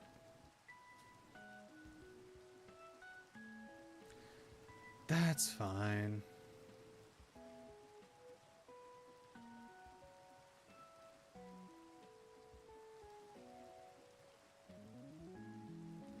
It's fine. Okay. So we can't set to the user's clipboard. So what we have to do is we have to detect a paste event and a control V event into these text boxes. Or a text input, I guess. Because if I want like an entire page to be a text input, like if it's going to be like a text editing software, I'm going to need it to be like a full window. So like these don't have size limits. So like there's no like line input and then text input. It's just, hey, you're throwing text onto the screen, how big you want it. And also, do you want something written in there for now, before the user types in? Yeah. There's going to be like placeholder text, there's going to be default, oh yeah. We have the ability to detect any key press. And we can also detect when the user left clicks when they have the screen open, right clicks when the screen is open, if they scroll when the screen is open, and if they click and drag when the screen is open. Let me see what else. We have a bunch of different events that we can capture, including stuff that are like specific to peripherals. So over here on the left, we can see them. We have the alarm event, which detects whenever an alarm, which is using the internal time of the game. Whenever that alarm hits 0, it'll send an event, and you can capture it and do something with that. Character. Okay, just whenever the user types on the keyboard, basically.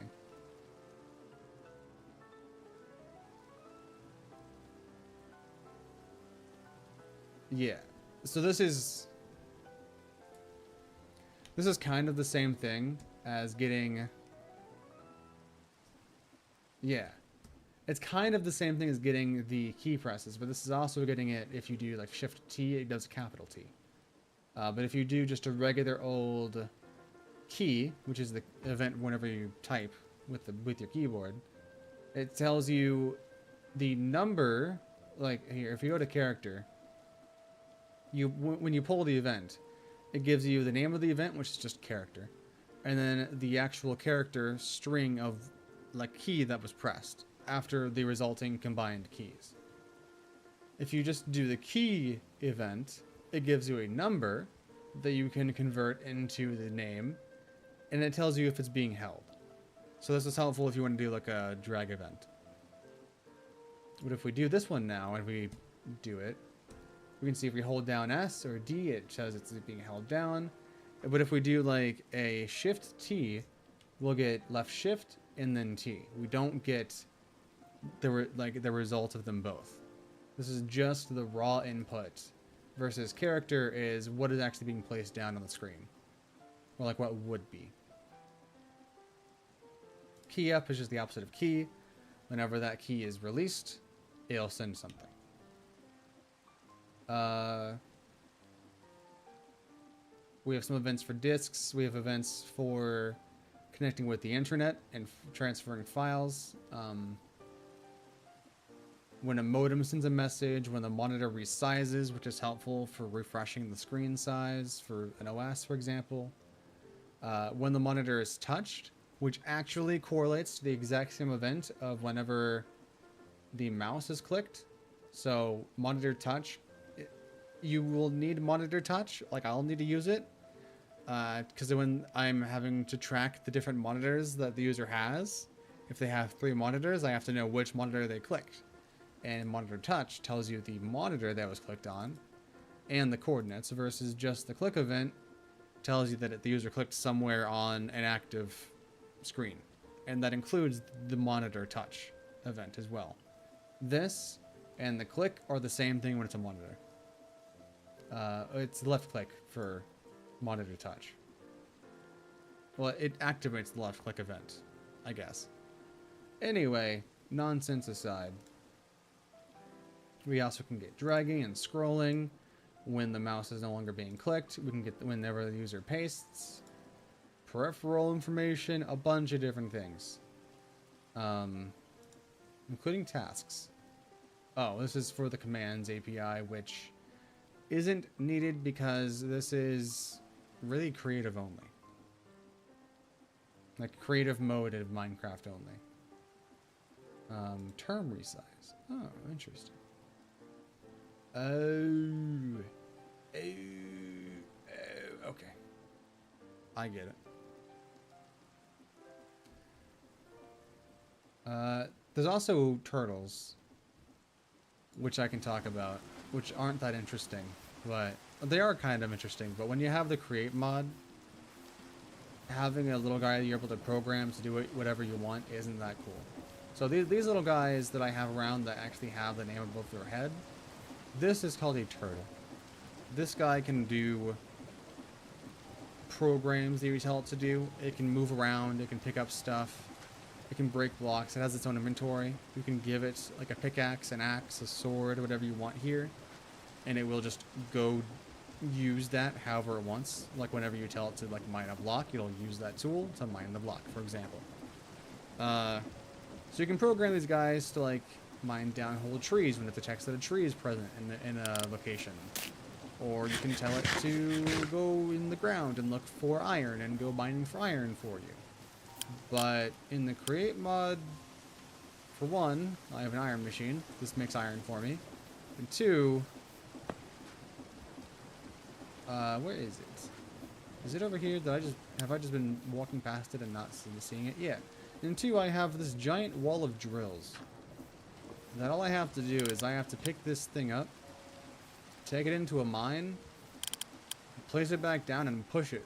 And the entire wall you saw is every time this thing moves one block forward, all these blocks get mined and placed into this inventory. So like, you don't need to worry about having a turtle searching in the dirt for you constantly loading the chunk it's in with this like other chunk thing that you have on here, like constantly doing that. Like you don't need that when you have the create mod, and you don't need that to chop down your trees when you have the create mod. So the use of this is kind of minimal. I might find a use for it for like moving things around in my world, but as of right now I don't have a use for it. Why is my music stop playing yet? Oh no, it is just quiet. So I just use these guys because you can put this chunk loader on them, this chunk controller, and it is basically just saying, hey, in the chunk you currently are in, permanently load it. And ignore any other chunk loading methods that exist. Just always load this one chunk. So when this chunk gets detected, or when this block detects that it gets a signal from me in chat, so like if a request for items like I did before, it will send a signal down below and actually enable a chunk loader that loads a 5x5 area around the chunk we're in here. So this is the same chunk. We're going to free cam. This is the same chunk we're in here. F3 and G shows you chunk borders. chunks are how Minecraft stores data, I guess you can maybe call it. It's how it shows and loads the world. Like each chunk is a 16 by 16 block of world, and that's just how it stores what's in your world. It's kind of clever. It reduces file sizes, I guess. But when this detects that it gets a signal from you, it loads the chunks all around this area. So it loads like out to here, and then it will search the system for your item, and then it sends the item to this block over here. So that's why it loads everything else, because it needs to also access this chunk over here, which if you look here, isn't being loaded when this chunk is. And it also needs to access way over here in these vaults, which have my bones and some experience, I think. But yeah, that's why that system's like that. And then whenever it detects that it has sent me an item, it turns this off again. And now it's no longer being loaded constantly. So there's only ever a single chunk actually being loaded here.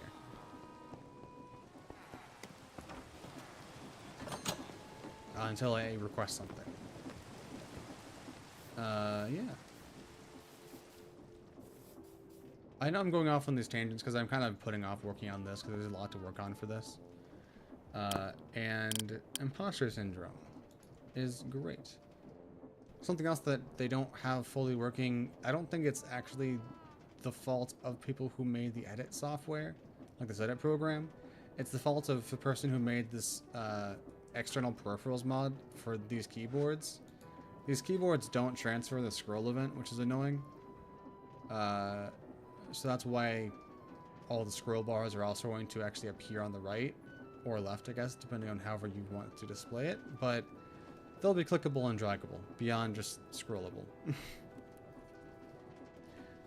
Anyway, I'm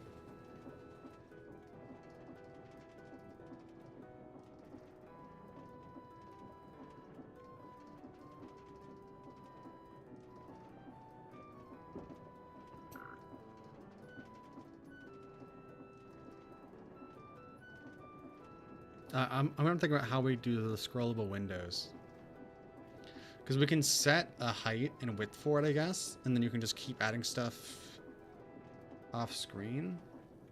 Yeah, I'm gonna have to turn on and off overflow somehow, because I'm gonna want to, I guess, by default overflow, which overflow is like display the stuff that's not on the screen, so like it keep making the window bigger and bigger to make room for the stuff. No, that wouldn't be very smart, would it? No, let's not do that. Let's not do that. Yeah, once again, this is you get to once again you get to hear me just ramble and think things through out loud. It's so good. Okay, it's so good. I say so selfish, or so selflessly. Okay.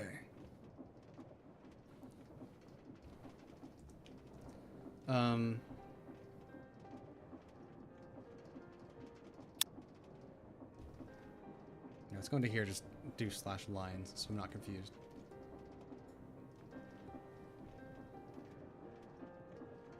And these aren't like all the options you can actually do, I guess, because there's also alignment and stuff you can do in various different places. What's up? How's it going? We're just going through different GUI elements, like, to add into the OS. Obviously, we have just displaying text, displaying different shapes, sliders, checkboxes, and radio boxes, / buttons, regular buttons, tables of information, a drop down, a clock. Like, this is a ticking clock. An info bar is like top bars of windows.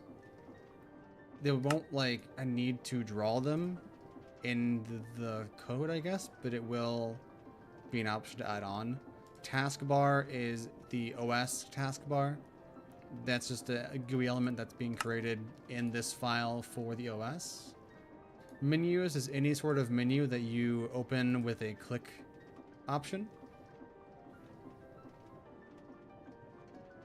Yeah, and then I think there's like there's gonna be many options, because this is gonna have the ability to like open with a click or open with like by default be open. Or like with a drag. Like there's gonna be different ways to customize what event causes what to happen.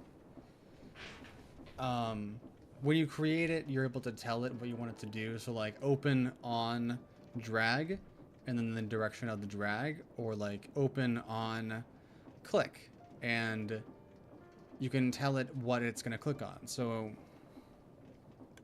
yeah, there's a lot to think about when designing these, and I'm gonna have to like go through each one of these and start to design what the user can input, what it would actually mean to the API, and then what the API returns back to the function call. Because this API that I'm currently looking at and working on is the PixFix API. We can see it down here. This is the actual GUI system. This is what stores and handles the different elements for the GUI.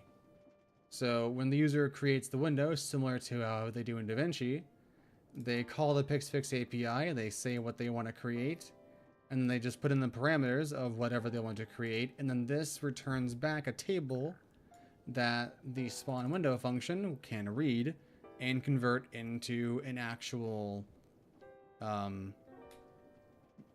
visual window. Like this is basically just telling one API, this is the information I want this element to have. Everything else can be default. So restore or like load into this. Like load the different things that need to make this a reality, basically. And it's going to have this grouping system in the same way that DaVinci has. This is one group. I might replace this with like a box system.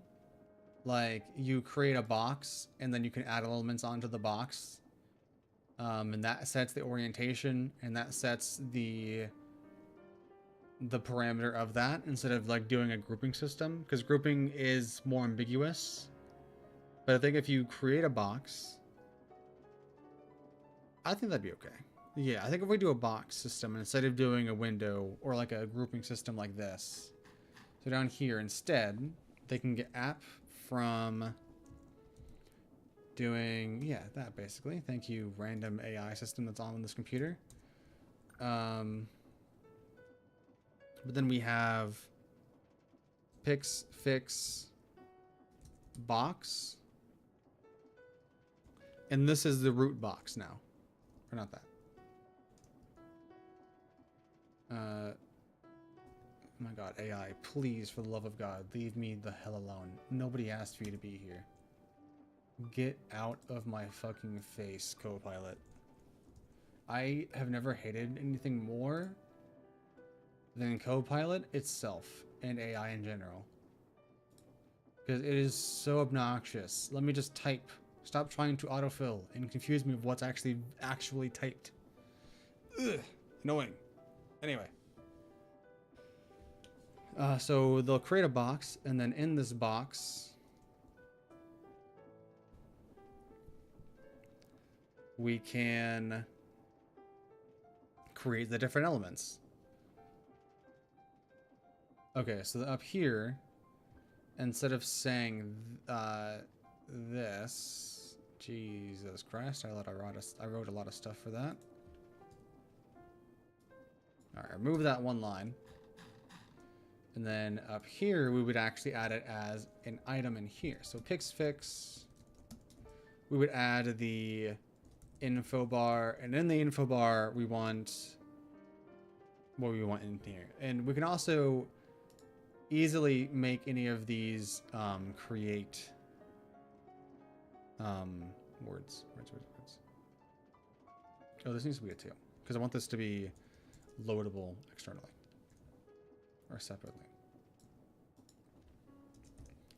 So it's a table of how you want the window to look like. Okay. I'm working things out.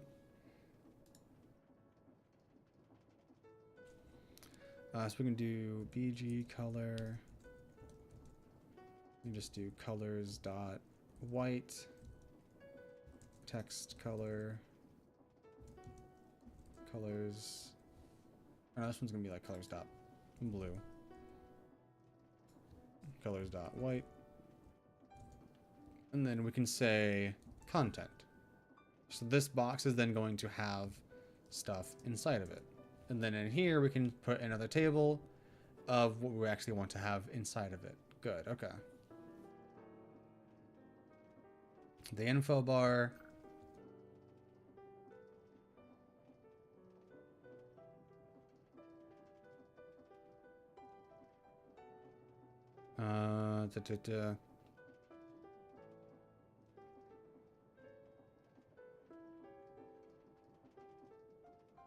I think it would literally just be left. And this can be a function or a string. If it's a string, it'll just put the string down. So, well, if it's a string, it'll look if it's a regular string. Otherwise, it'll look to see if it has filler words or filler strings, which is what these are going to be. So it's kind of similar to what we were doing up there, I guess. Oops. And then the right is still going to be create os dot full bar. Yeah, sure.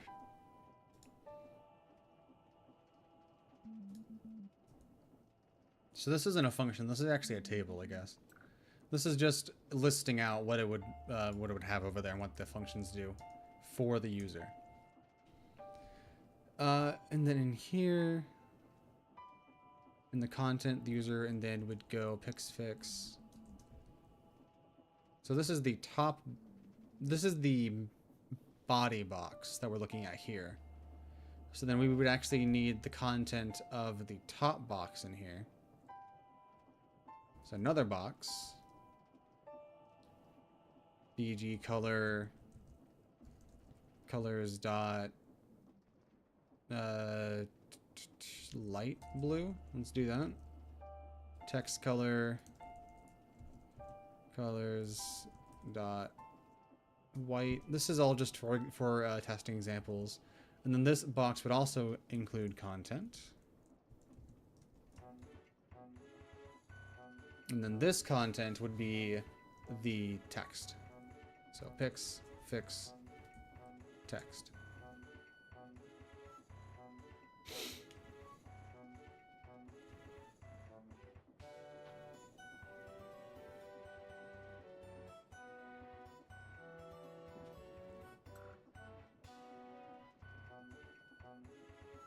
And then we just say text. Sorry, I was loading. I was thinking. My brain was processing what I was thinking about. So this would just be...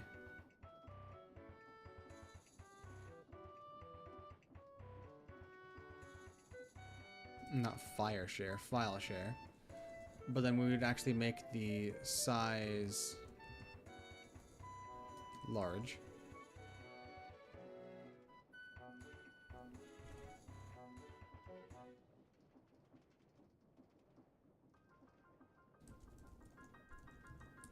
You can set the BG color of it if we want to, which we don't need to. So I'll just say light blue to add that. And then we can also set the text color if we want to, which we don't need to. Okay.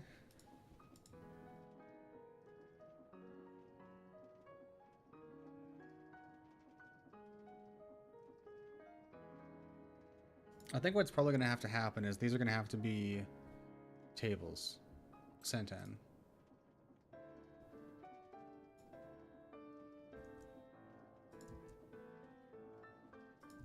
Yeah, looks like they have to be tables. Which I guess makes sense.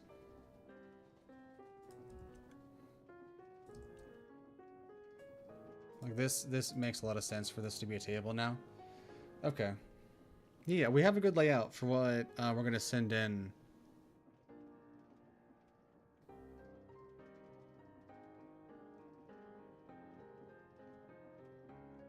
We'd also need alignment. It's going to by default center it, but align.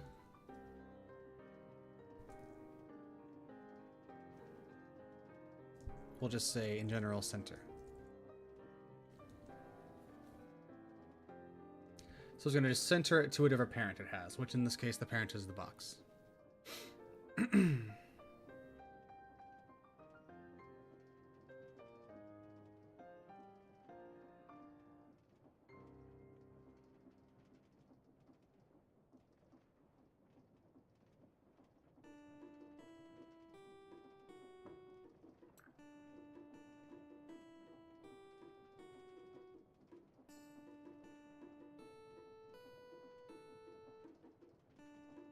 I think I'm alone in here. Let's see. What else do we need to add to this, though? So the box doesn't need anything else inside of it. So we can do this and then add fix, and then we can add a button. The button text is going to be share, or maybe just send, right? Size. We don't need to specify the size on this. The one BG color. We can set this to something different, like sending. I think is regularly green, and the receiving I think is red.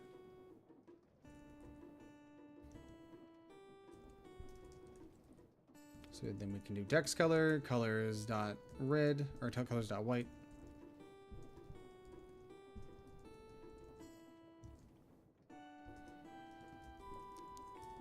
Then we can do a line once again, but this time we can just say we want it to be horizontally centered.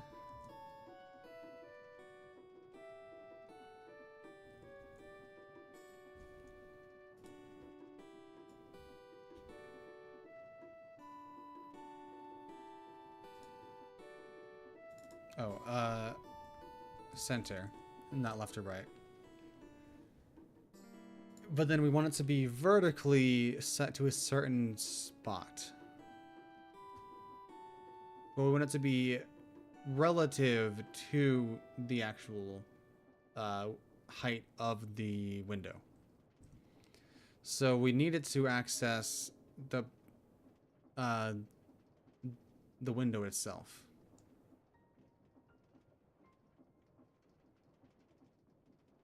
So we do X, I think, is up and down. No, Y is up and down. We would need to do window dot height divided by 2. In this case, we wanted to do -3. And then we also want to add on what events are going to trigger.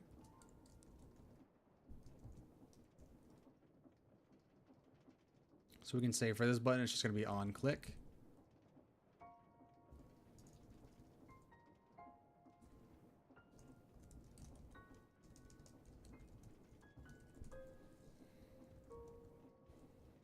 And then we can even specify what on click function we want to actually happen while we're here. So we can say to activate the begin sending function whenever the user clicks. We're specifying these styles here.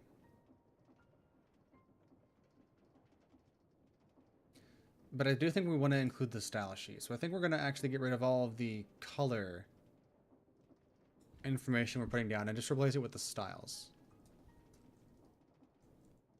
So we can just do, this is the style of body, just for example.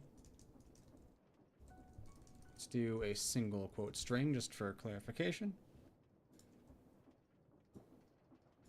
And then get rid of the colors being set here and set this to header.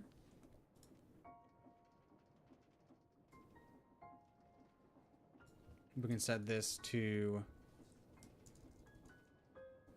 header text. And then this one we can set to button. Not just any button though. Send button. So when it looks in your style sheet, it'll look for this name being the main variable name of the styles. And then if it's a button, for example, and if it has a different event tag with this variable name, for example, if they write out their style sheet like this, excuse me. So if they write out a style sheet, like pretty much formatted exactly like CSS, we'll have send button with this style here, and we'll just have BG color. We'll just say colors dot red, text color, colors dot white, and then we can even specify a pattern in here. This is stuff you're able to specify on the inputs itself, but you can also just minimize it all by putting it in a style. But if you do a pattern and say, so you can do just pattern, and then I'll do a pattern for both sides. It'll just mirror it for either side. Or you can say left pattern, and this is the pattern for just the left, and you can specify a different one for the right. So pattern, and this pattern is going to be a multi-line string, and we're going to do space is a filler, and then a character, and then a filler.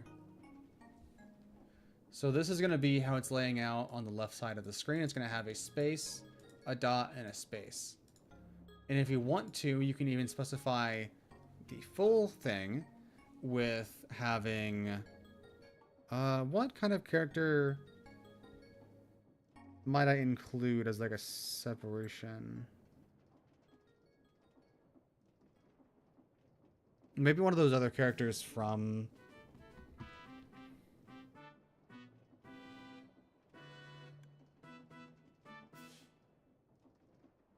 Yeah, I don't really know. Maybe like percentages. So like percent means this is where the text goes.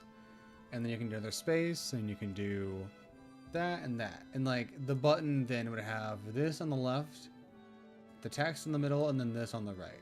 For example, this may not be the final way it's handled, but that's kind of the idea behind it.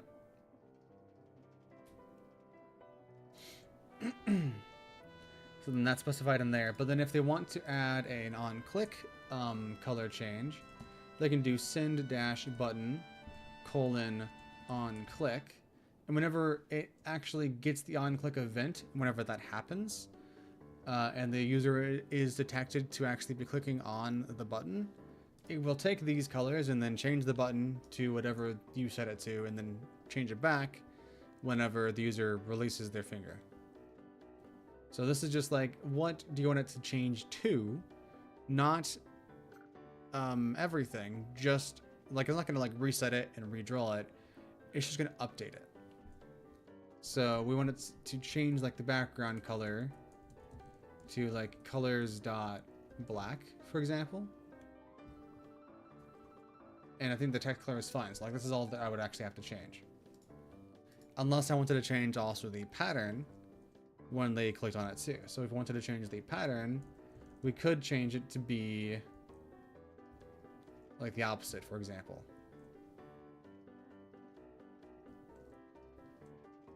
Let's try to... Where's my star? There it is. So yeah, we could like do it to be the opposite, so that when they click the button, it like flips the icons, and then it looks a little bit unique. So like we can do cool stuff like that, I'm thinking, with it.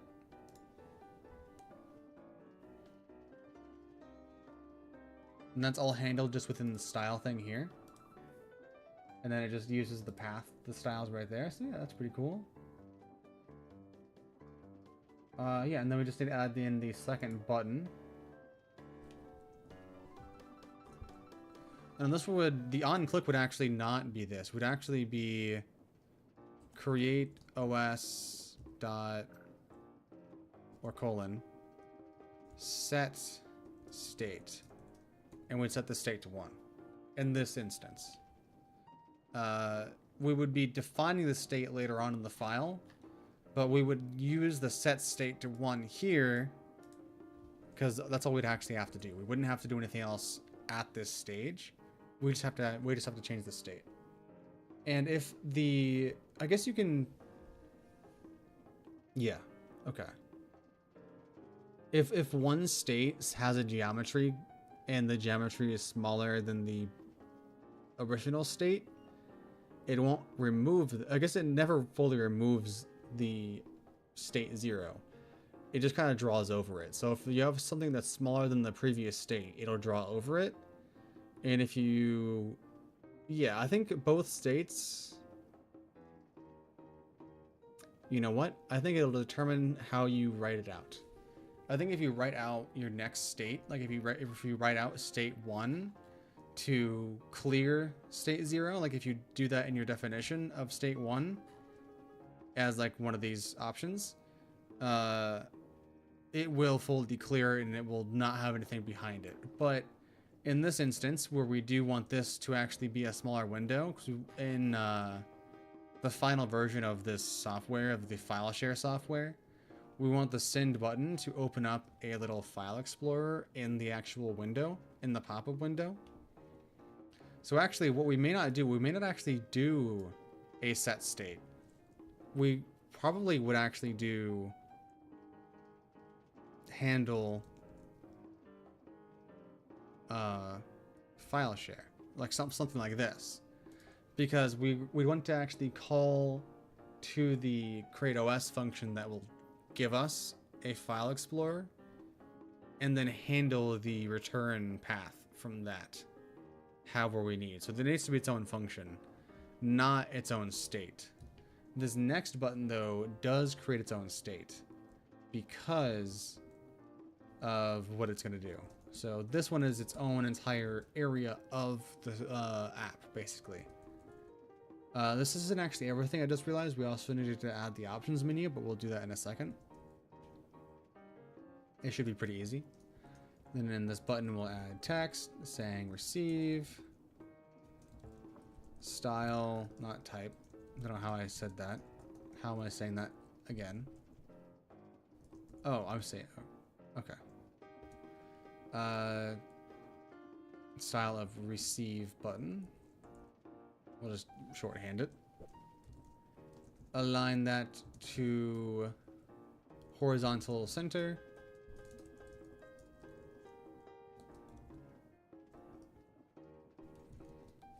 Make the Y in the middle, so window divided by height, or not divided by height, dot height divided by 2.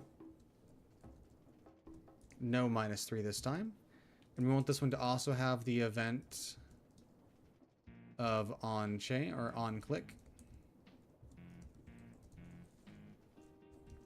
And then the on click event is going to run create OS, or not create OS, app dot set state, and then 1. Yeah.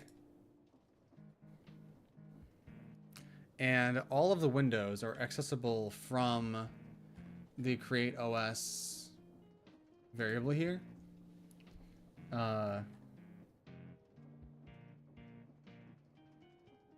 I think it should be. Or maybe I'll have to like have a function that returns the entire thing. We'll see how that turns out.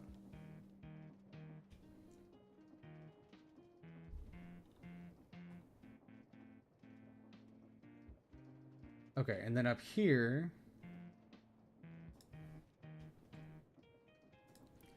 we also then want to add in our options menu. So Pixfix, menu, we have text. That is going to be the 3 dots, or the hamburger menu.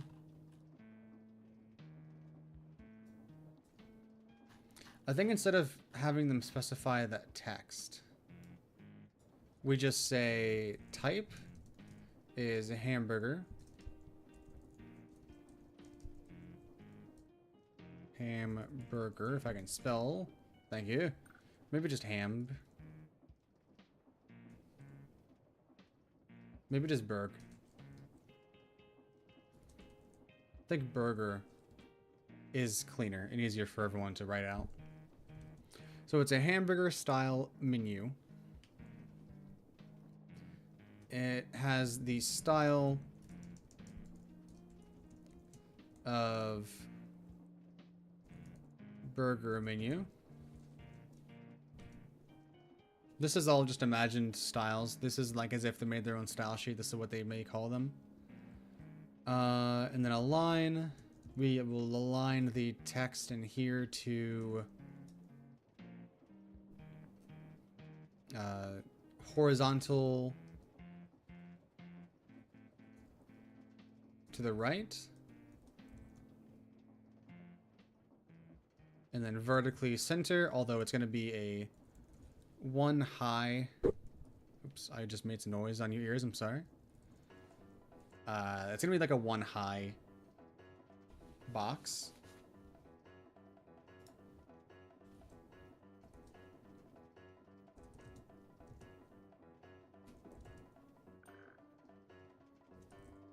Come to think of it, let's write this out. This would be parent dot, or no, this would be window dot width.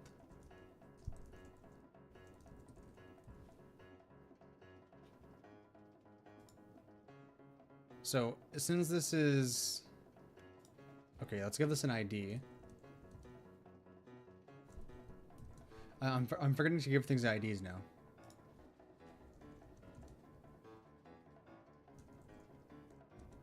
I'm saying stuff I don't really need to say, I think. I'm just saying nonsense.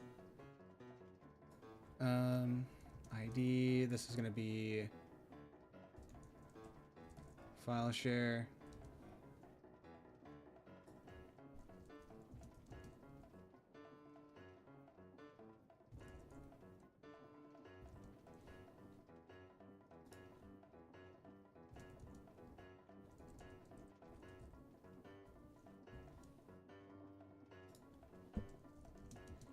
It's basically the same things I wrote out as the styles. Because it doesn't need to be that different. So if you call a box a body, it's just going to default to the max width and height unless you specify otherwise. It's going to just expand to the window width and height. But the height is going to be just 1.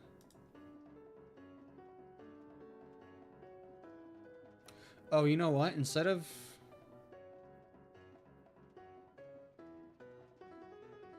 No, okay.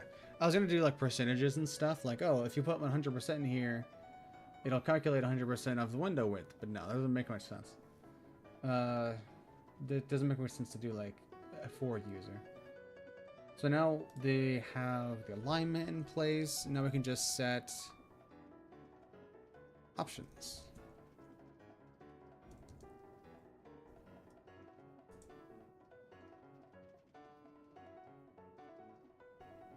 And then in this list, we can make all the options. So up here, we actually specified a few different things. So we specified a style. This is a panel style pop-out menu.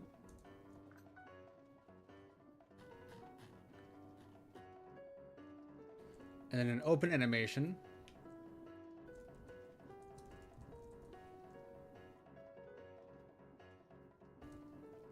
And we can specify from like a preset list of animations, I guess. So this one would be like a slide out or like slide left.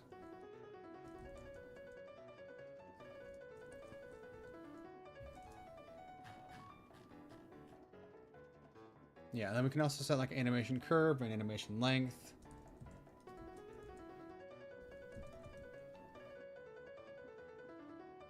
And we can do that in ticks. which is just going to be the default value. Anim curves is going to be a string. We can just say easy ease as like a default. But then the event that actually triggers it, we need to specify that up here too. So the event that we're looking for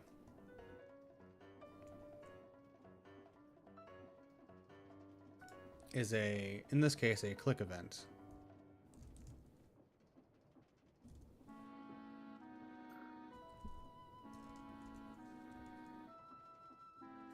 So then when the user clicks, we then can specify right after this that on click,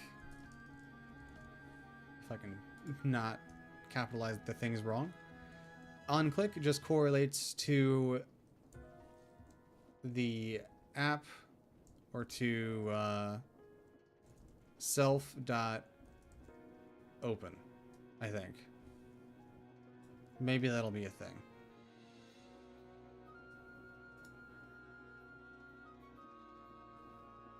I don't know if that's actually going to do anything, but I want the on click to correlate with like opening options. So maybe I can just say on click is in quotes of options.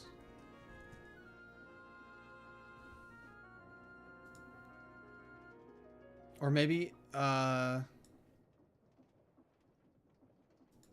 if we specify the type, on click is handled for you, because it's already telling that you want it to be a burger style. So you want the icon to be a burger that it wants to create first, right? Okay. And then over here, yeah, the width and height is interesting. So the width, the idea for that is it is the max width of all the text that contains inside of the actual options. So we can do, for example, self.options width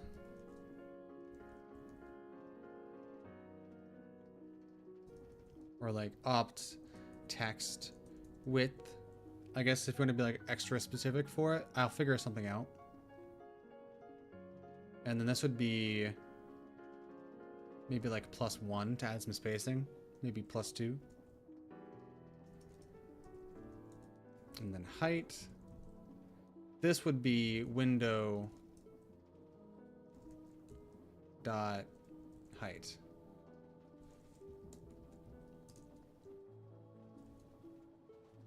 And then we'd start adding actually adding in the options here. So then we would do pix fix option. No, we don't need to add a function in here for that. We can just add in tables in here. So to specify each option, you can just do text. And this option has the text of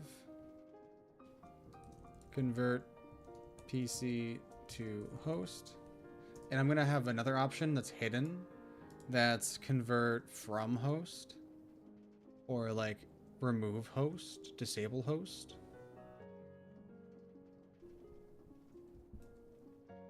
Let's see, what other options did we have up here for this guy? On click. So yeah, these guys have their own events.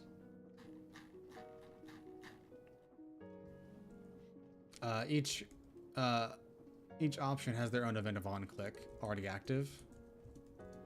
So then we would just have to specify what function to call on it. Like we can also set up an on click animation.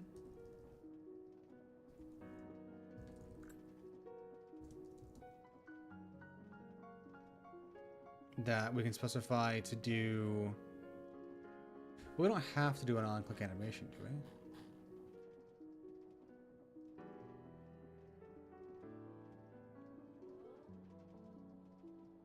Okay. Yeah. So if we actually have styles on here,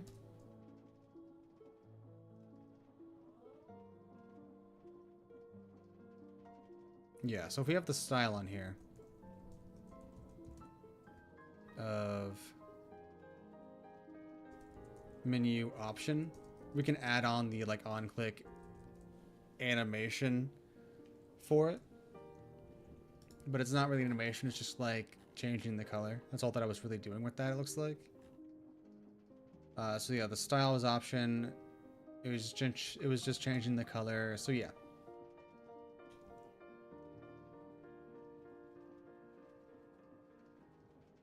Yep, okay. So then this would be an actual layout of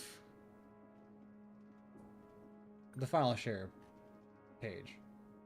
The file share app. This would actually be the UI and function assignment for the file share app, which I think is actually pretty good. This seems pretty user-friendly, and I'm seeing how this gets converted into an actual UI. Basically, when they create the spawn app, or whatever we want to call it,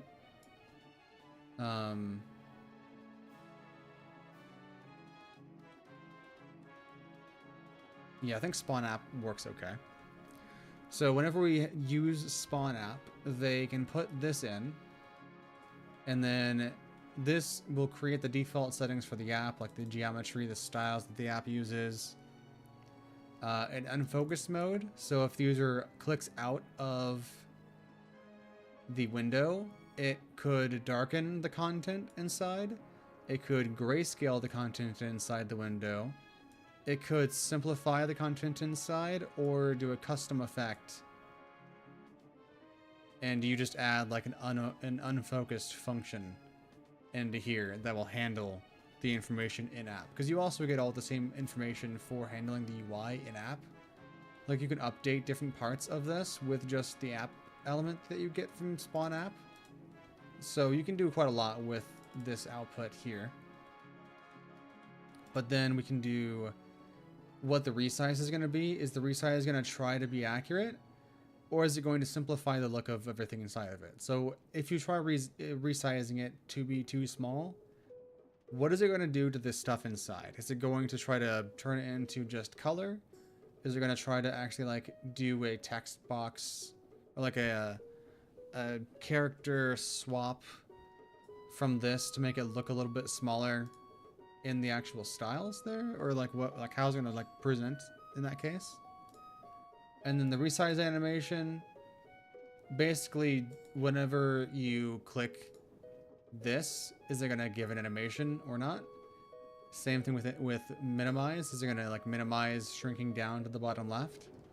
And I'm not going to do like icons at the bottom, I don't think. I'm going to just set it to where like above the taskbar, there's just a list of closed apps, I think.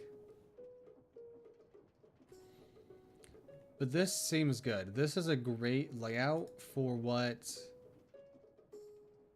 the actual window is going to end up being and being handled as.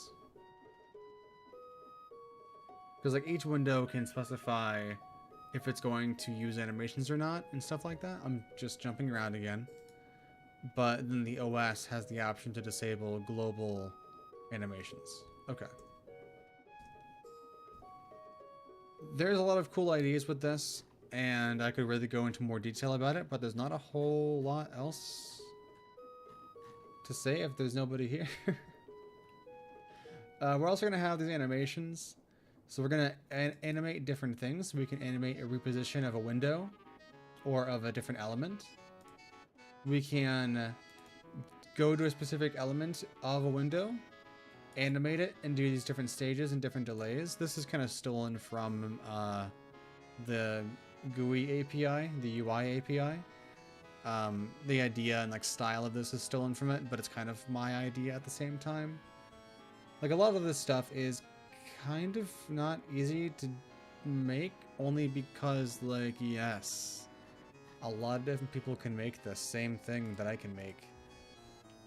So I have to make it unique, but a lot of the same systems are going to be the same because like it's an operating system. There's not much different, so you can really have, or like this is the UI system using the same exact base OS. It's going to have a lot of similarities. But we need to add on here visible equals true. And then I'll add another option on it here. And say text.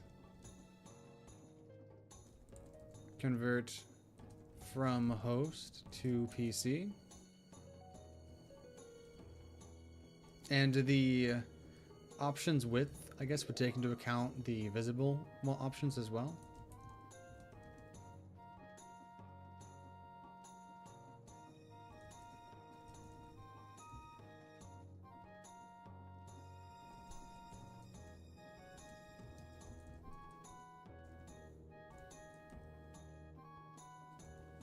Okay. And this visibility is going to be false. Because I want this one to be toggled on in the back end if it's detecting that the user is already a host PC. And the host program is going to be a background process on all PCs that has the option to be added by the file share app.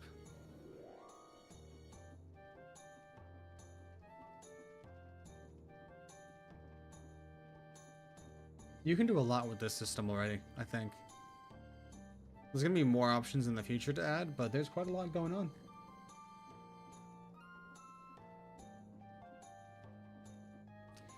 We don't have the Pixfix API down here. It's not actually being used. But it's good to have, just so I have the reference that it's all going to be needed.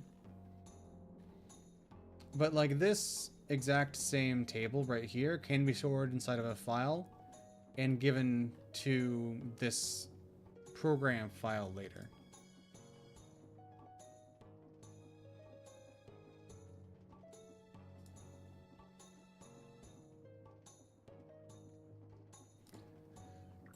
Everybody left the stream before I got a chance to talk about the life updates. Well, I'm thinking about ending stream soon, so I might just say it to myself and then repost it later.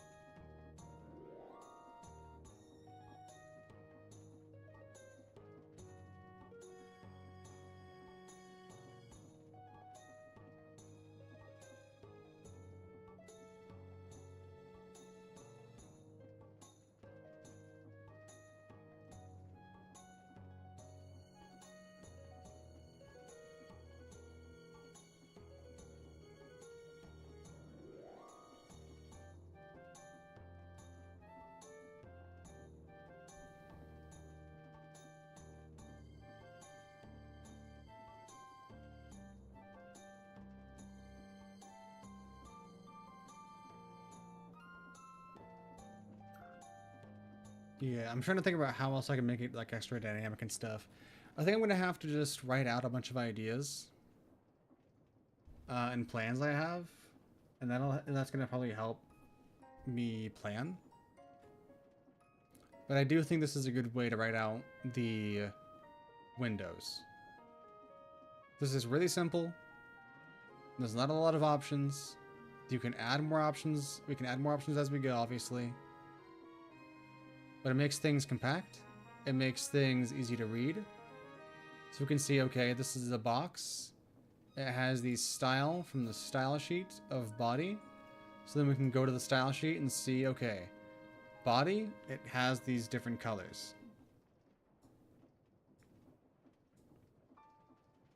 And if you want to, you can even also set up a settings file for your program, for your app.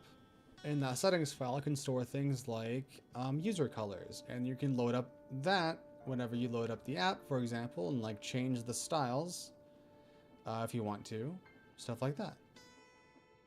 Yeah. Okay.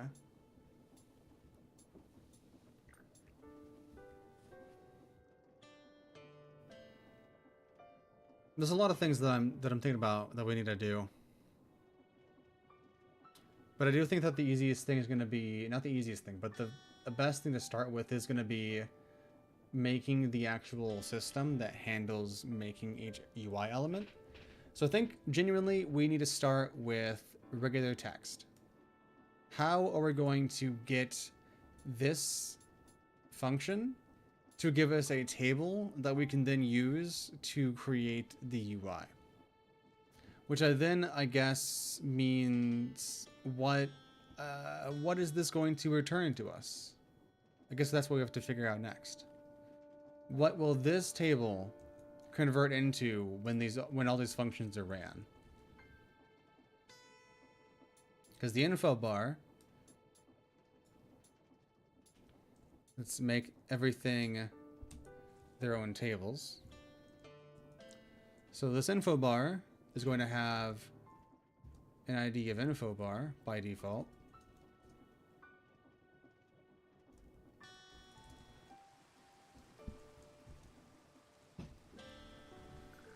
It's going to have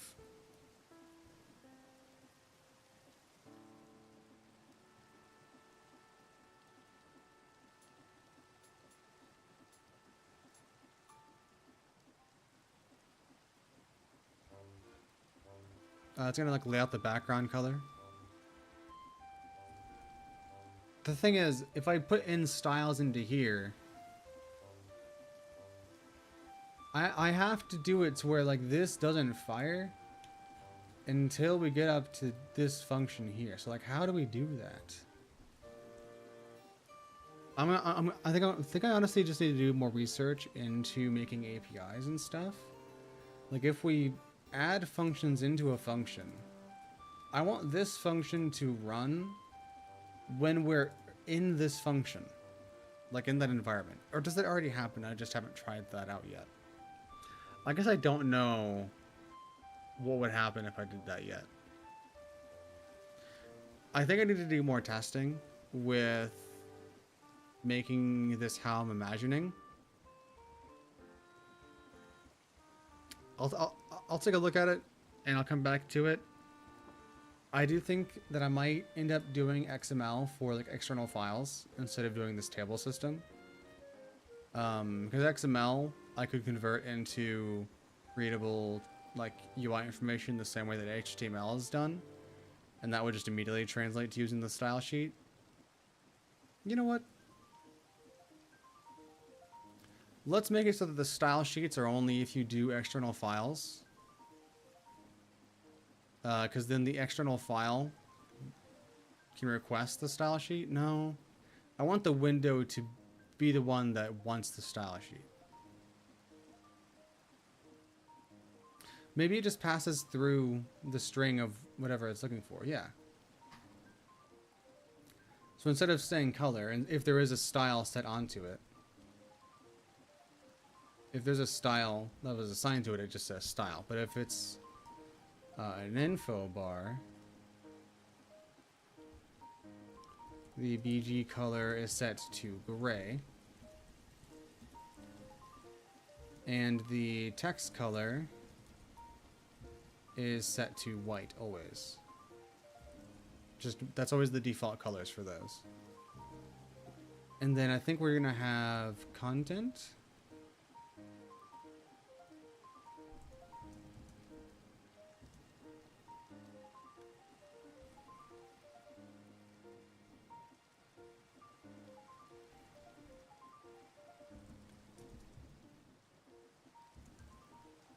And then on the left, it's basically just going to pass in the same sort of information. It's just giving it to the UI in a readable format. Like for this first one, though, it's very similar to what we already are seeing in here. Although in fact, this would probably even convert it.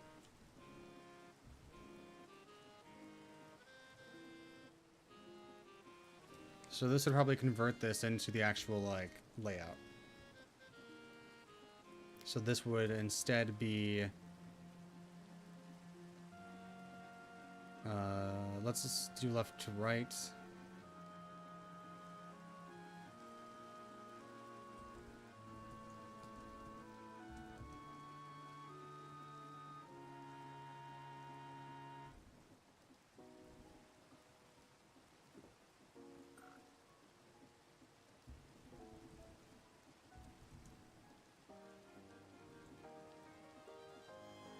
This would be window.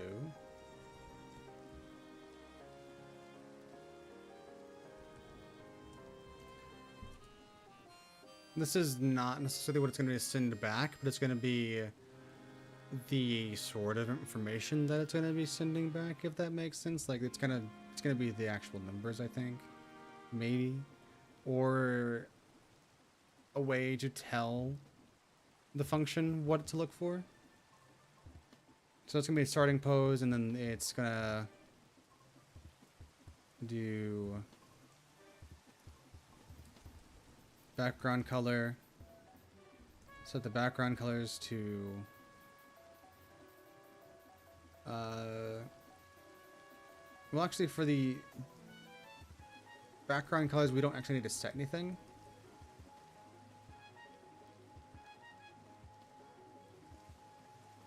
Like by default, they're going to be fine.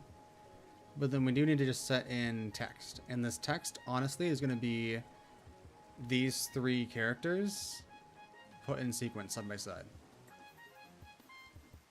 So it's going to be this like minus, which is this one, 173.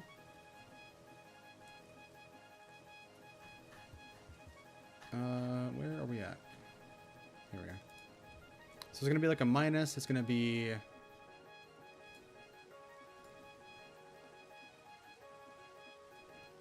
Let's reorganize this. There we go.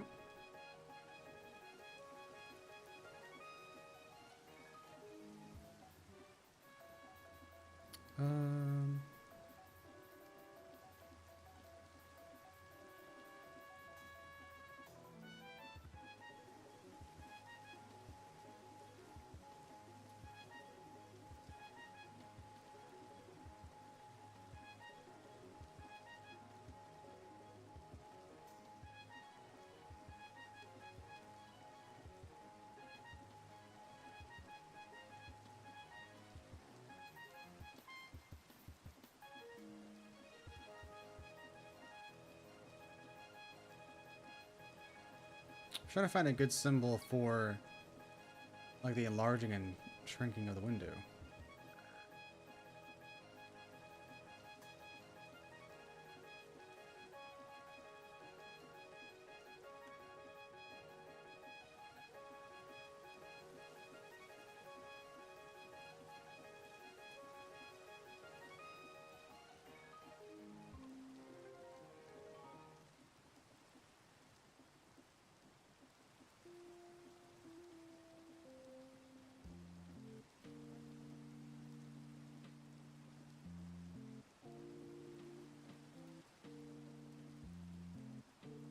I think unironically the gender symbol here, these two gender symbols, like swapping these out would honestly be a pretty cool icon for it. But I think having a consistent one would actually make more sense. Like one icon that doesn't ever get changed. So maybe 164 here.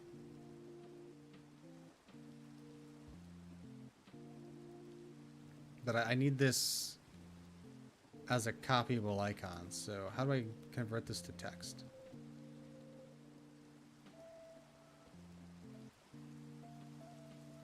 I guess I can ask Copilot. Let's see if Copilot can do anything for me. I don't know if I have Copilot installed. I do, apparently.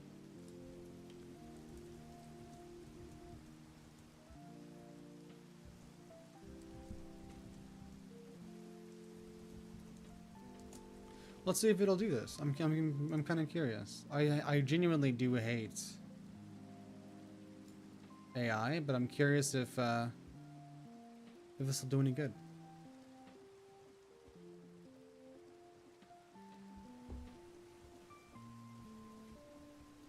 It said this could take 30 minutes, so this could take a long time. But yeah, I think doing this icon for enlarging it. Oh shit, is it actually going to give me all the icons and stuff?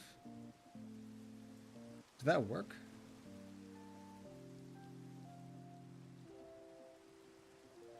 Did that just work in full? Copy everything. There's a lot of stuff here. I don't know if it's everything yet. These also are not the same icons. I don't know if they're going to convert to the same thing or not, but they're not the same thing. Also, I'm missing my arrows, which is arguably very important. But the icon that I asked for, or that I wanted, I'm not seeing. I may just be missing it. Yeah, we should be seeing more of these squares. Not these. Yeah, I think it's missing the one thing I was really hoping they would actually do.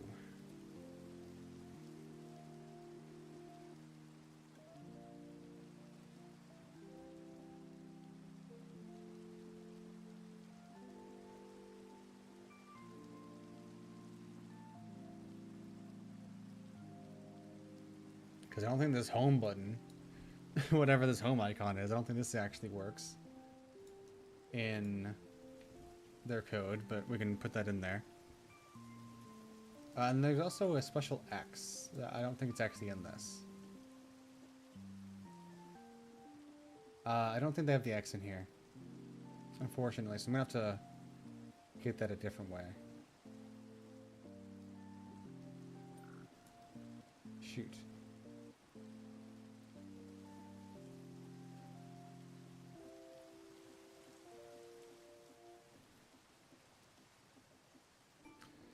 If you're coming in here new, I'm just trying to figure out some plans for the operating system. I'm currently trying to convert my idea of what the user will type out into what it's going to like translate into to send into the function to create the UI.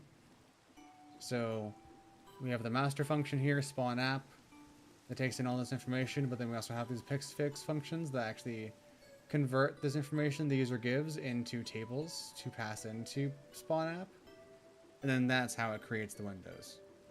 Although spawn app just stores the data into two separate windows, one storing the click information and one storing the window information.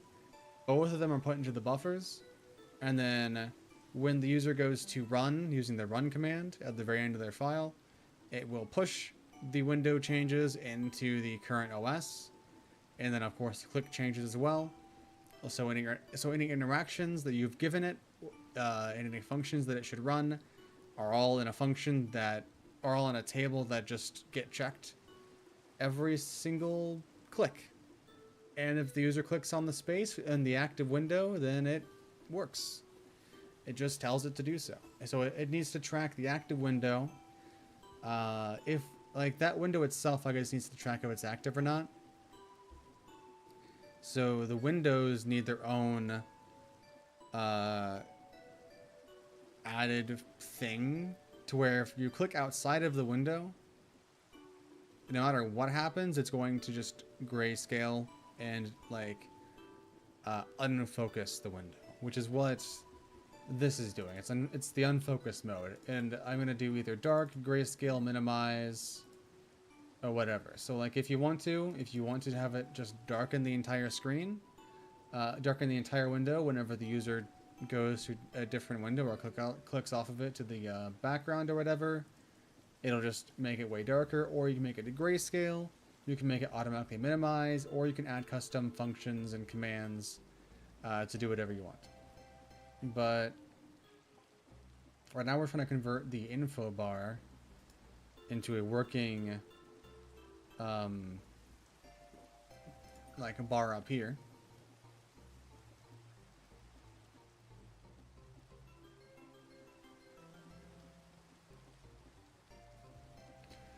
I wonder if I just tell it to try again.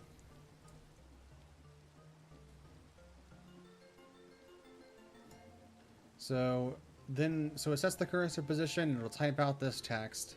This is basically just saying, okay, on the right side, what's the order of operations we should do things? We need to set cursor position. We need to type out this text in order, and then specify each of them as their own buttons, basically. But I think that's going to happen internally.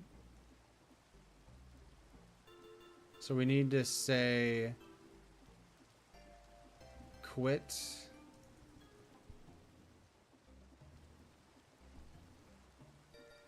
Maybe close on click.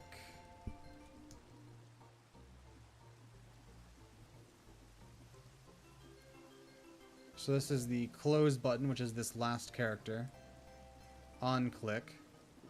What it's going to do to the BG color is basically set it to colors.red. And that's all that needs to happen, because these other two, we'll just say on click BG color set to colors.black, so that by default, if you're not the close button, you're gonna have the black button, the black background color be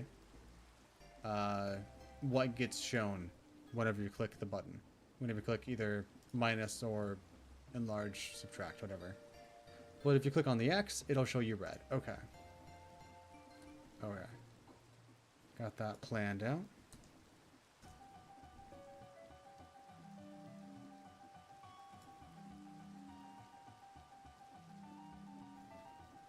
And then in spawn app, it'll take this information, create the ID of info bar, do set these tasks to be however you want, or to happen in the order that it's setting these to. So it's basically going to create the ID, set these different colors, and then start to create the content. So it's going to place this down first. It's going to look at these as replaceable strings. And it's going to see this one as a replaceable string with an argument. So this is like an OR argument. Basically saying, hey, if program state doesn't exist currently for this program, give it nothing. Just say it's nothing. And program state is defined whenever you define the program state, which I've determined is going to be a thing up here. It's basically just giving it the same table that we are currently translating, but for the different state.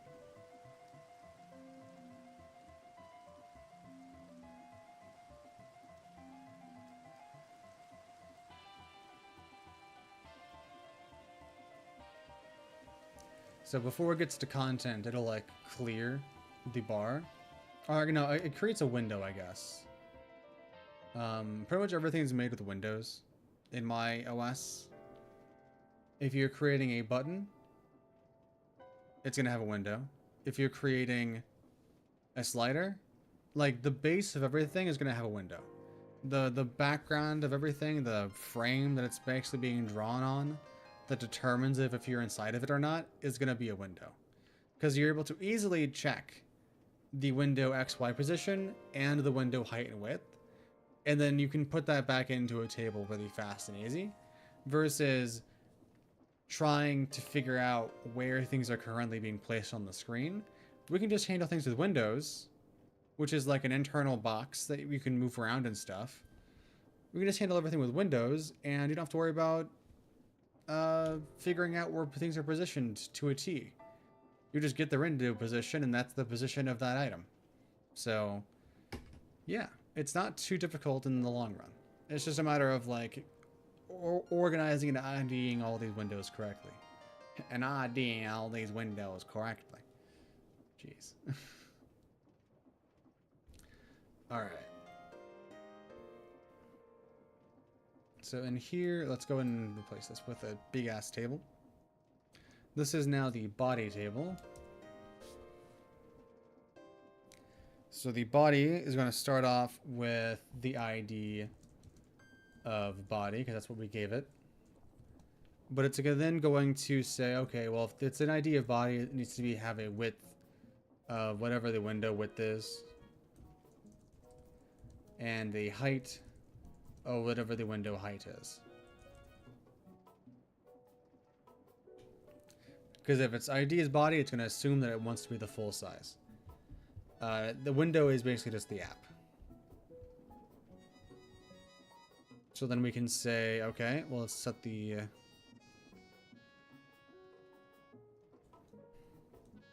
BG color is being set to whatever it was in the style sheet. Or no, since we have a style for this, right? We have a style for the background or for the body. Yeah. We're just going to pass in style. Like, I'm just going to pass it in directly. And then this function will handle it. But then in here, we handle the content. So then we just do content. It's very, very similar to what we just made up here. But this fills in with more information.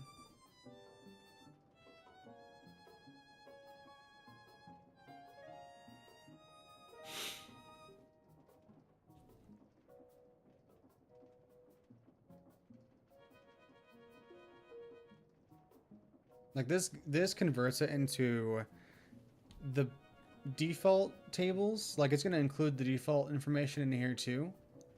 Like if it's width and height is set to this, or the default background color and stuff. Or even like a default right would be a full right. So like if you don't fill certain things in, it's just going to replace it with the default options. So that's basically why we're setting it up like this, so that the user doesn't have to draw out the table for every single one of these in its entirety every single time. They just have to tell it which options they want specifically, and then we'll handle the rest. So we need another thing in here for a header. Or this one is actually its own table in here.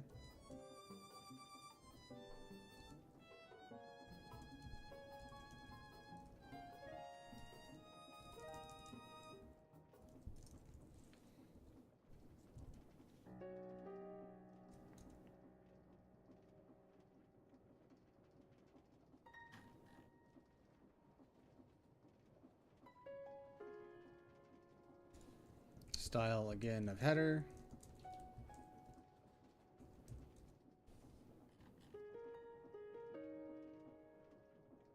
And then you have the height.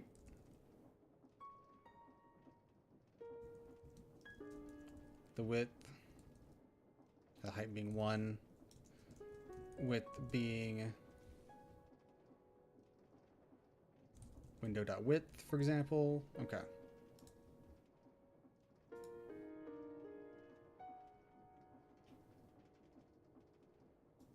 Let's make this smaller. We don't need to have this big long thing.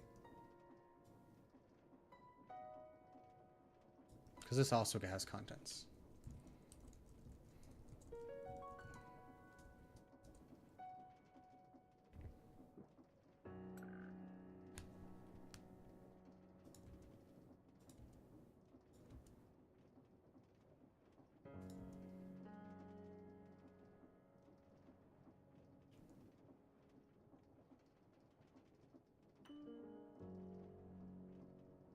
And this guy's text.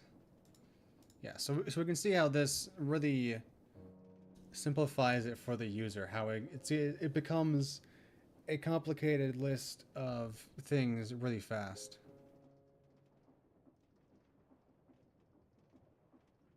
I actually did not make width and height for this, so width would be window.width. And the height would be 1. And actually, the height for the header here shouldn't be 1. It should probably be 4 or 5 to make room for the larger text.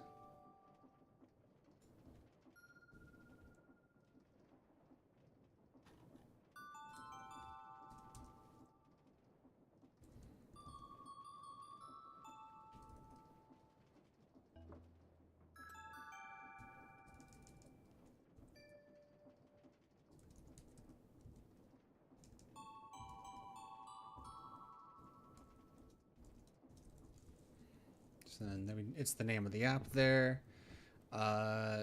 Size is large.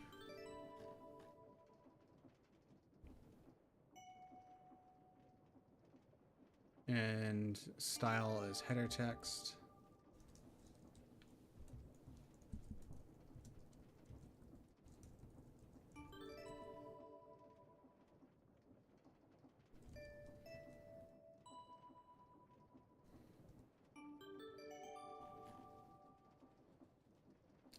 Let's go for the ID.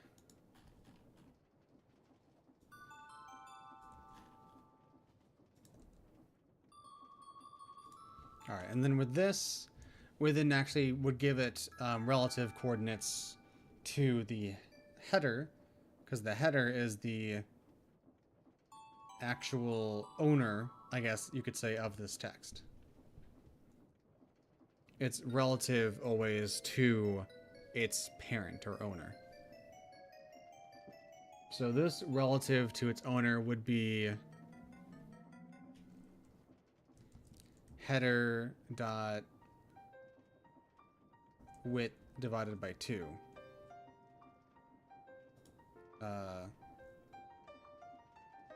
If I wanted to do X. But then minus self dot text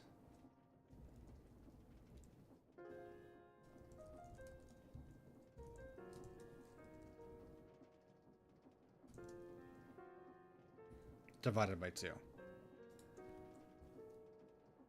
Oops.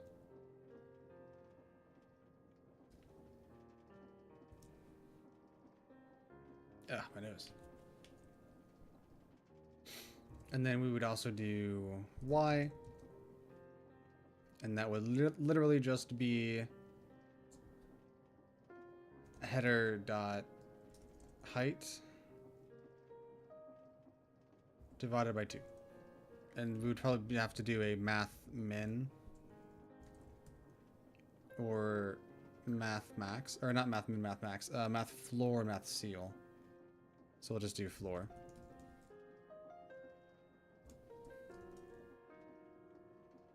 Yeah, and then that would determine where we want everything.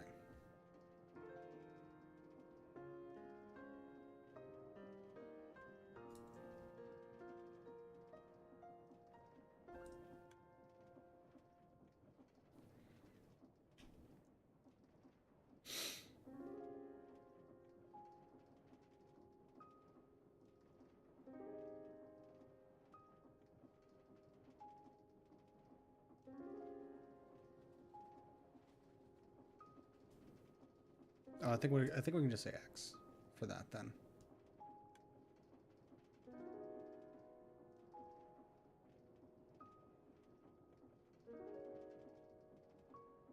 So yeah, you can see how it's converting it pretty a lot.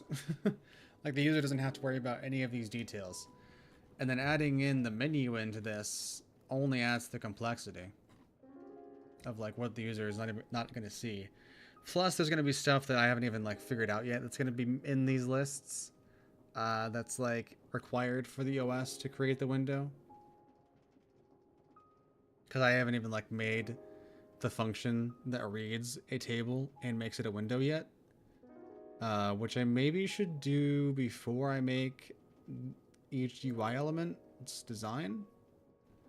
Just so I have an idea on what I need to do. But I think I need to, yeah, this is where things This is where I maybe need an assistance, like maybe need some help to help me figure out, like map out the plan, like how these APIs are going to actually like coexist and communicate.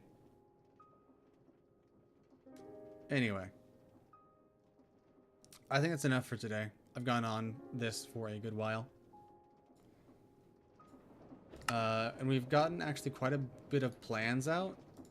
There's going to be a lot of other stuff that's going to happen in the future.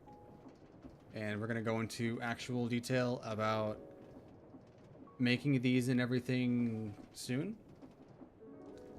But let's go into some life update things so that everybody is informed and I'm not leaving anybody without any knowledge.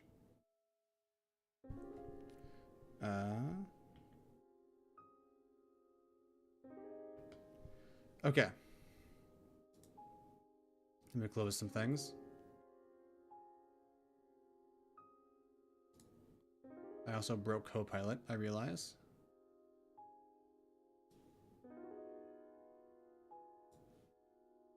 Sorry, give me 1 second. Let me put things back where they were. I moved things around. Okay.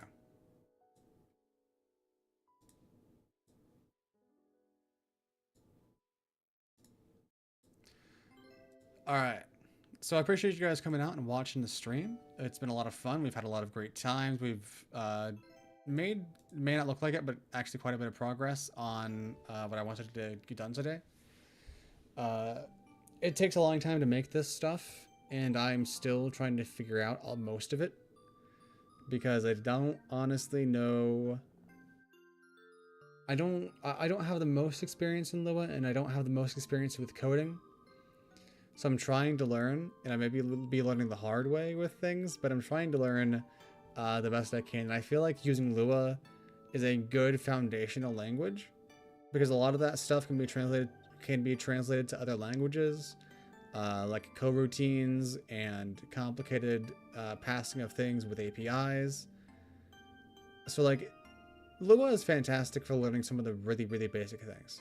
So it's really nice for that. But we don't need to talk about coding, and we don't need to talk about development of anything right now. Let's talk about life update stuff, because I haven't gone into detail about that stuff yet. So, what the doctor ended up finding... actually, let me try to get some people in here first.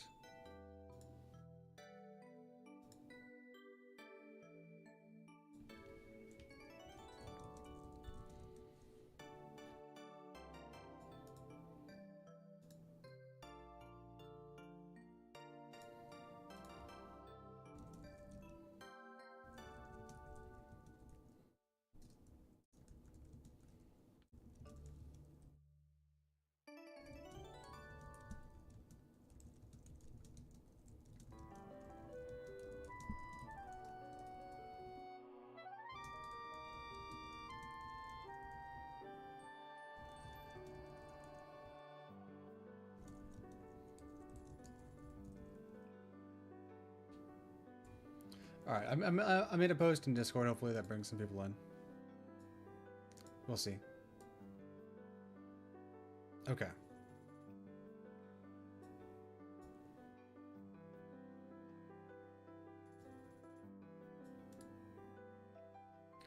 I'm just giving it a second so that we can get some people in here who want to come in. Let me get my stuff ready to talk about this. I got some pamphlets. Let me see.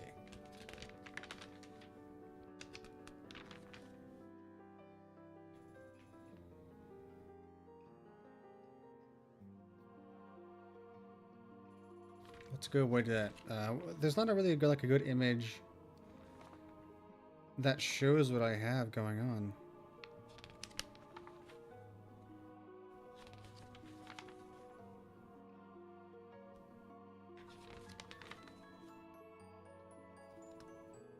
Because I don't really have any of what they have in these images here.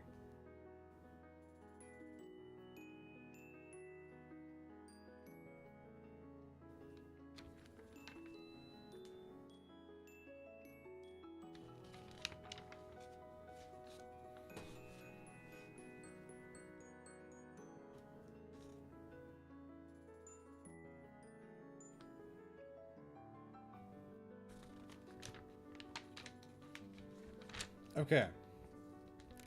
I don't know if anybody has the time to hop in right now, so I'm going to go ahead and start breaking this down for anybody who is curious.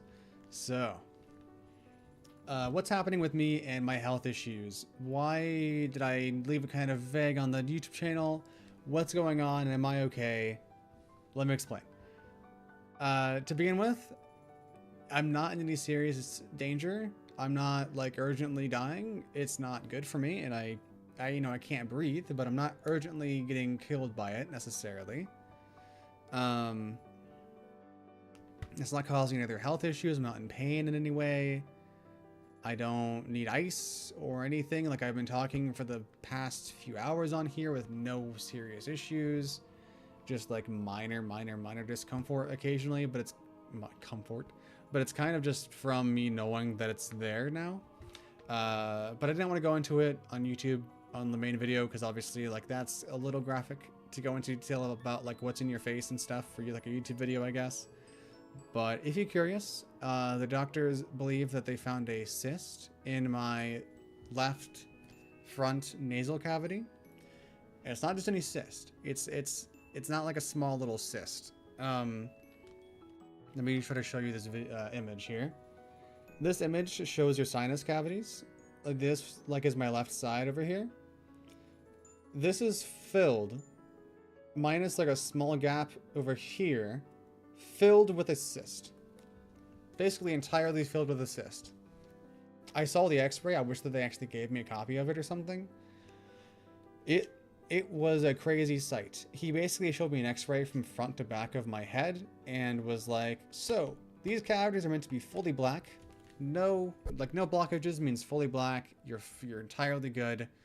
He shows me everything. Everything looks okay. You know, one of the actual channels, maybe we could call it, is like a little bit clogged, not deviated or anything like that. So there's no serious surgery that needs to be done.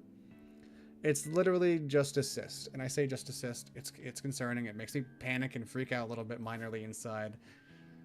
But it is a cyst compared to maybe what it could be, which could be something a little worse, right? And it is, I guess, still more theorized to be a cyst, but they're pretty sure of themselves that it's a cyst. But the procedure is going to be taking a hot needle, basically, and poking out the extra tissue in the actual canal. And then they'll be taking a hot knife, hot poking stick, and I was looking in the pamphlet. It also showed like a balloon, I guess, to help drain. This is why I didn't want to talk about it on the channel or on the video. It helps drain the stuff from inside of it so that it helps clean it out. And then I'll have to come back every couple weeks after that to get it checked up and cleaned out. So then that's fun.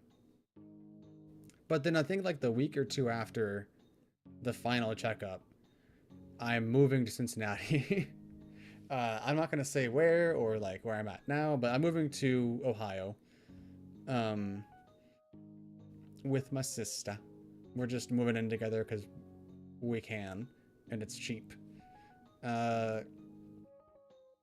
So yeah, like I'm gonna have to deal with this procedure and then immediately going to moving with my sister, which is gonna be real fun. I already have a hard time breathing right now. Hopefully I'm gonna have a lot of ease breathing in the future. It's gonna be great. But let me tell you the full story. I haven't gone into actually full detail about the entire story, I don't think, yet. This starts before these past few weeks. I only discovered that I actually have the cyst in the past couple weeks, and I've been kind of like mentally dealing with that anguish. But before that, I've had this cyst from at least October of last year, probably even before. I've had this cyst or some other blockage, something making my breathing awful and my congestion really bad for months, if not years. I have no idea how long this has actually been in my face for, what it caused it, why it's there, how long it's been there. I've been saying the same thing. I don't know why it's there. I have no idea anything about it right now. What I do know is I'd like it gone, and I want to actually see how well I can breathe. Because I honestly don't know if I've ever had the ability to breathe through my nose for years. Like, I think I've only had one nostril for a while, because I've had breathing issues for a while. So I'm very, very curious how long it's been in there, if they could even determine that, or if I'm gonna have to estimate it. Like, if they give me a list of the symptoms that come with it, I can probably pinpoint around where I started, but my memory's not that great, so I don't know. Yeah, I have no idea if I'll be able to figure it out, because I did have terrible memory. Tangents all aside, I'll be okay. I'll recover. There shouldn't be like any pain during recovery. It should just be clearing out the drainage and stuff I have going on in there. I'm trying to think of anything else, but I can't think of anything that I need to go over. Just that I've been waiting on this for many. I didn't go over all the details. I'm so sorry. I'm all scatterbrained and tired this morning. It's not the morning anymore. I'm all scatterbrained. But I didn't finish the story. So I've been waiting on this for months. We get to January and I get to the doctor after many attempts of different allergy meds and like trying to clear the sinuses different ways with medications. Nothing worked. We tried various different things. Nothing at all ever worked. And everything we tried had zero effect. I eventually get the okay to start to schedule a CT scan and MRI to see what's going on in my face. We scheduled the first one. Well, we didn't schedule it. We were getting it prepared, and I got the insurance approved. And I waited. And I waited. And I waited. And I never got a call to actually arrange the appointment. So I called to try to get it done, to try to get them to reinstate it and reactivate it. But I called after the insurance had already ended it, because I was being very patient with the person trying to call me. Or who needed to call me, I mean. I was very patient with them. And so I had to wait and wait for insurance to reapprove it. But then when insurance reapproved it, I had to wait. And I waited some more. And then I waited some more. And then a couple of weeks, or maybe a week before the insurance ending approved date was coming up, I was like, okay, what's going on? So I called them back. When I called them back, they were like, oh shoot, we need to get this figured out. Something's seriously gone wrong here. And then it takes them another super long time to get back to me. I had to, like, they tried to get an extension on the insurance, and then I was waiting for a call back from that, and I think I maybe missed a call back from that. And then when I tried calling them again, we had to do a bunch, like, I couldn't get a hold of them, so then it was a whole mess of them not being available ever. When I don't have a day job, I can call them whenever I want, and they're still never available. Like, this is craziness. And then they just were not getting my information to the hospital. Like, I was calling the hospital that was supposed to be handling the MRI. I was calling the doctor's office trying to figure out what was going on with the information. And the hospital was saying they don't have my records for any surgery, any procedure, since when I got, like, my tonsils removed when I was a really young kid. So they didn't have anything for me for a very long time. And I was just like, well, they said they sent it in. I was on the call with them when they sent it in, but I guess they didn't send it in. It took me another couple weeks after that point to eventually get in and get the MRI and CT scan. So now it is maybe last month to a month before, and I finally have the scan scheduled and done and everything. I have to wait a couple weeks to get to the doctor, and then I finally get to the doctor, and it is a 5-minute meeting saying, hey, does your face hurt? You have a cyst. You need a procedure done. No medicine's going to help you. I waited since January for an MRI to be told that I need a procedure done. That I could have probably already told you needed to be done. Because I couldn't breathe. Since before January. January was just when I was supposed to have the MRI scheduled. This was all supposed to be done months ago. I've only just now gotten this stuff actually in motion. But I've been dealing with these breathing issues since so long ago that I don't even remember back when I first started having breathing issues. I know that when I was at my old apartment, I would have breathing problems. And this was like maybe 3 or 4 years ago now. And I remember before then I was having breathing issues, so I wonder how long I've had this cyst in my head for. It's been not fun. And I'm excited to finally get it out of my head.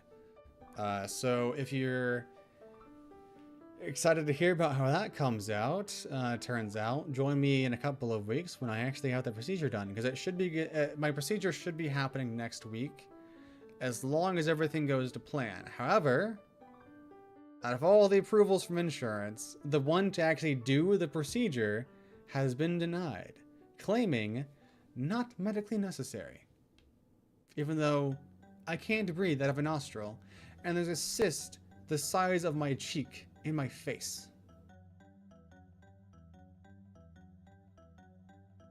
I don't know what you want me to do here. I don't know why you're acting like this isn't a serious problem. Like, I need this medical attention. So I called the doctor. I called the office for who was supposed to be doing this procedure, and they close on Thursdays. I called on Wednesday in the middle of the day, left them a voicemail because they didn't pick up their phone, and I waited. I waited. Now, this wasn't the middle of the day. This was in the morning. And I waited for a call back. Never got a call back that day. They said not to call them back, but I called them back the day after that because it had been 24 hours now.